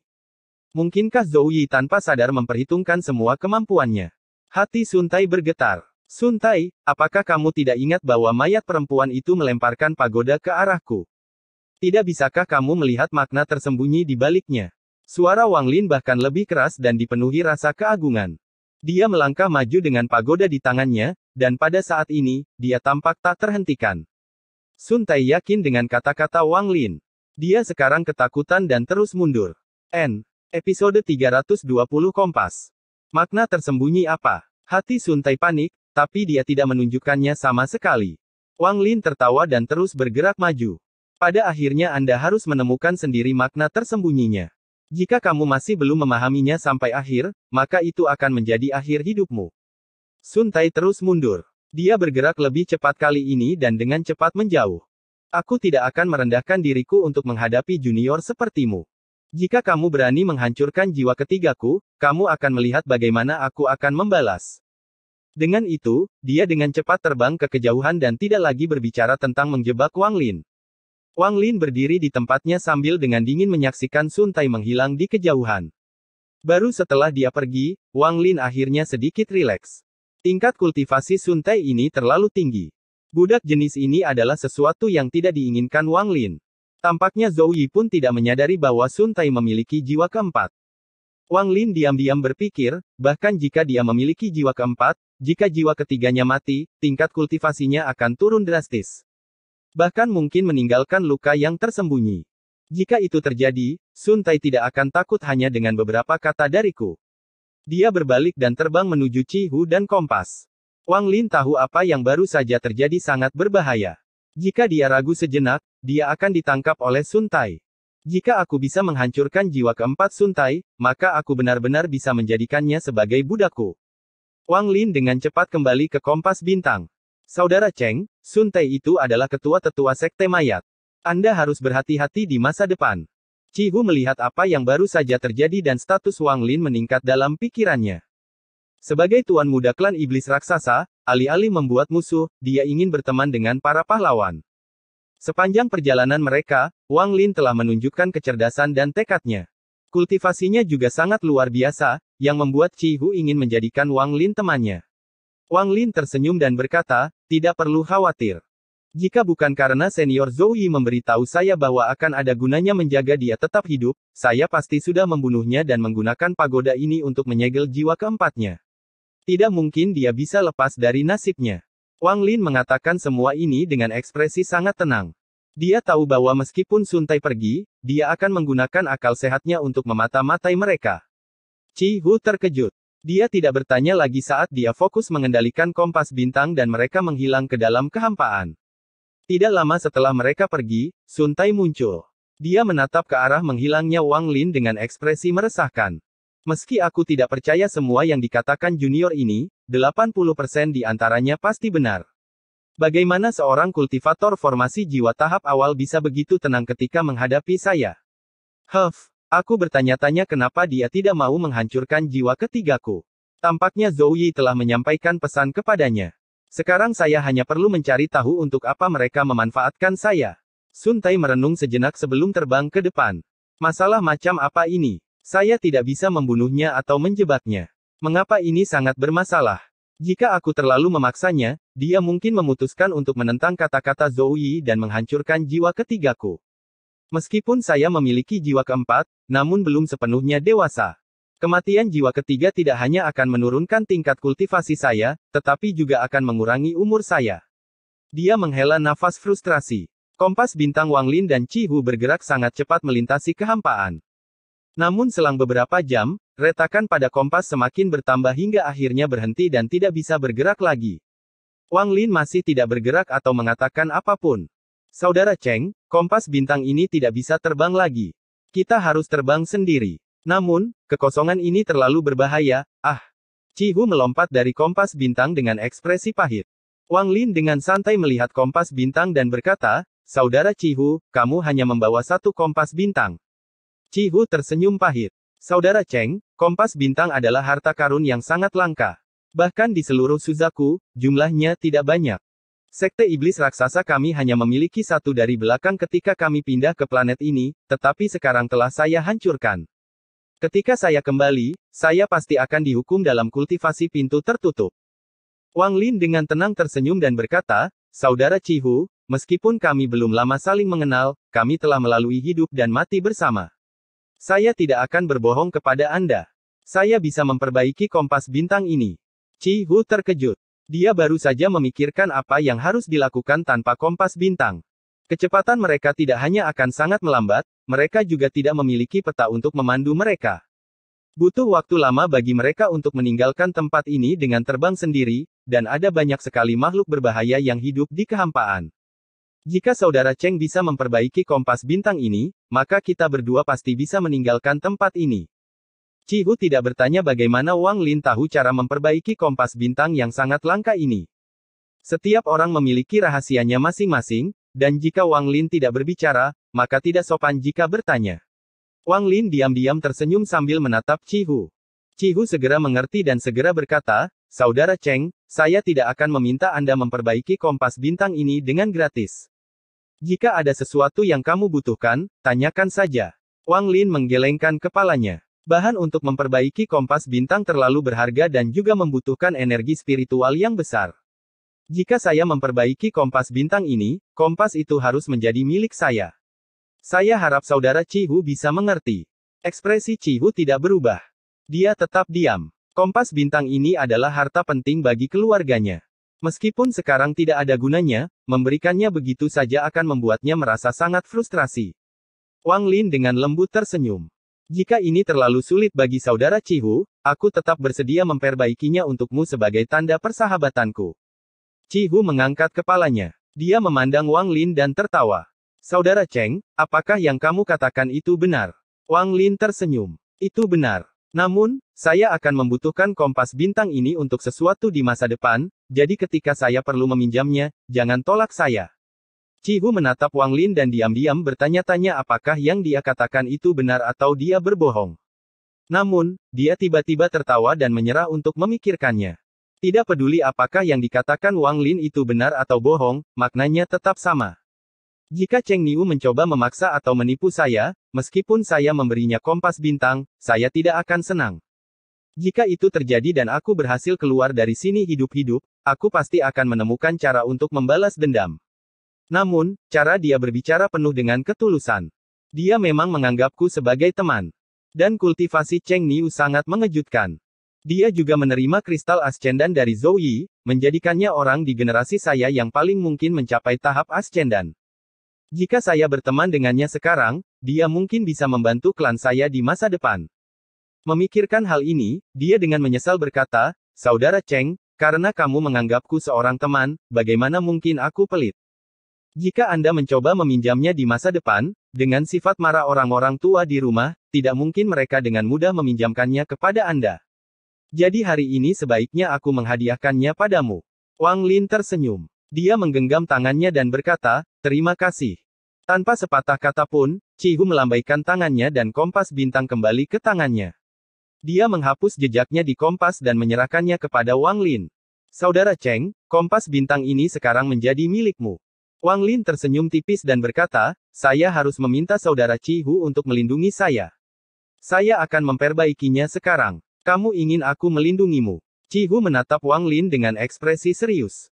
Setelah sekian lama, dia mengangguk dan berkata, Saudara Cheng, saya, Cihu, benar-benar menganggapmu sebagai teman, jadi yakinlah. Wang Lin tidak mengatakan apapun saat dia duduk dalam posisi lotus di udara. Dia menamparkan tas pegangannya dan mengeluarkan batu emas ungu itu. Setelah memasang beberapa segel di atasnya, dia mulai memurnikan batu emas ungu. Tanpa berpindah dari posisi lotus, Wang Lin melepaskan sejumlah besar jiwa pengembara dari alisnya.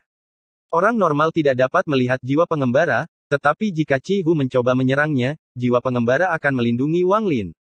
Setelah lebih dari 400 tahun pembunuhan, Wang Lin tidak akan mudah mempercayai siapapun. Setelah sekian lama, cairan emas ungu melayang di hadapannya. Perpaduan cahaya ungu dan emas sangat cantik. Jika tidak ada kompas bintang dan dia harus membuatnya dari nol, itu akan membutuhkan terlalu banyak bahan. Meskipun kompas bintang ini rusak parah, perbaikannya jauh lebih mudah daripada membuat yang baru. Tangan kanan Wang Lin menunjuk ke cairan emas ungu dan menyatukannya dengan kompas bintang. Kemudian tangannya dengan cepat membentuk segel dari ingatan dewa kuno untuk segera memperbaikinya. Simbol rumit pada kompas mulai bersinar. Seiring berjalannya waktu, semakin banyak simbol di kompas yang mulai berkedip dengan cepat. Cihu masih sangat waspada dengan penyebaran kesadaran ilahinya. Dia akan melihat sesuatu terjadi dalam jarak 100 meter dari mereka. Dia tidak berani menyebarkannya terlalu jauh, karena terlalu banyak bahaya yang mengintai di kehampaan ini. Jika dia menyebarkan kesadaran ilahinya terlalu jauh, itu hanya akan bertindak sebagai cahaya untuk membimbing makhluk-makhluk yang tinggal di sini. Cihu sama sekali tidak melihat segel dan teknik yang digunakan Wang Lin. Ada lubang selebar 20 kaki di sekitar Wang Lin yang tidak disentuh oleh akal ilahi. Karena Cheng Niu memiliki niat baik dan mempercayaiku, bagaimana mungkin aku, Chi Hu, yang berdiri dengan bangga sebagai pria terhormat, membiarkan dia merasa gugup. Juga, kristal ascendan itu adalah hadiah dari Zhou Yi, jadi harus ada batasannya. Bahkan jika aku mendapatkannya, itu akan membawa banyak masalah di masa depan. Keluarga Cheng memiliki banyak anggota yang kuat, jadi saya tidak bisa menyebabkan bencana seperti ini pada klan saya. Selain itu, meskipun aku menggunakan harta rahasia klanku, aku merasa peluangku untuk menang hanya sebesar 50%, jadi lebih baik tidak bertindak saat ini. Sun Tai mengamati mereka dari kejauhan. Dia berada di luar jangkauan deteksi mereka. Cheng Niu ini bahkan tahu cara memperbaiki kompas bintang. Dia tidak sederhana. Jika aku bertindak sekarang, aku yakin 70% aku bisa menahannya sebelum dia bisa melakukan apapun. Namun, jika aku bertindak tanpa keyakinan 100%, itu bisa mengakibatkan aku kehilangan sesuatu yang aku tidak mampu kehilangannya. Sulit. Segel budak ini terlalu kuat. Untuk bisa menghancurkan jiwaku hanya dengan sebuah pikiran.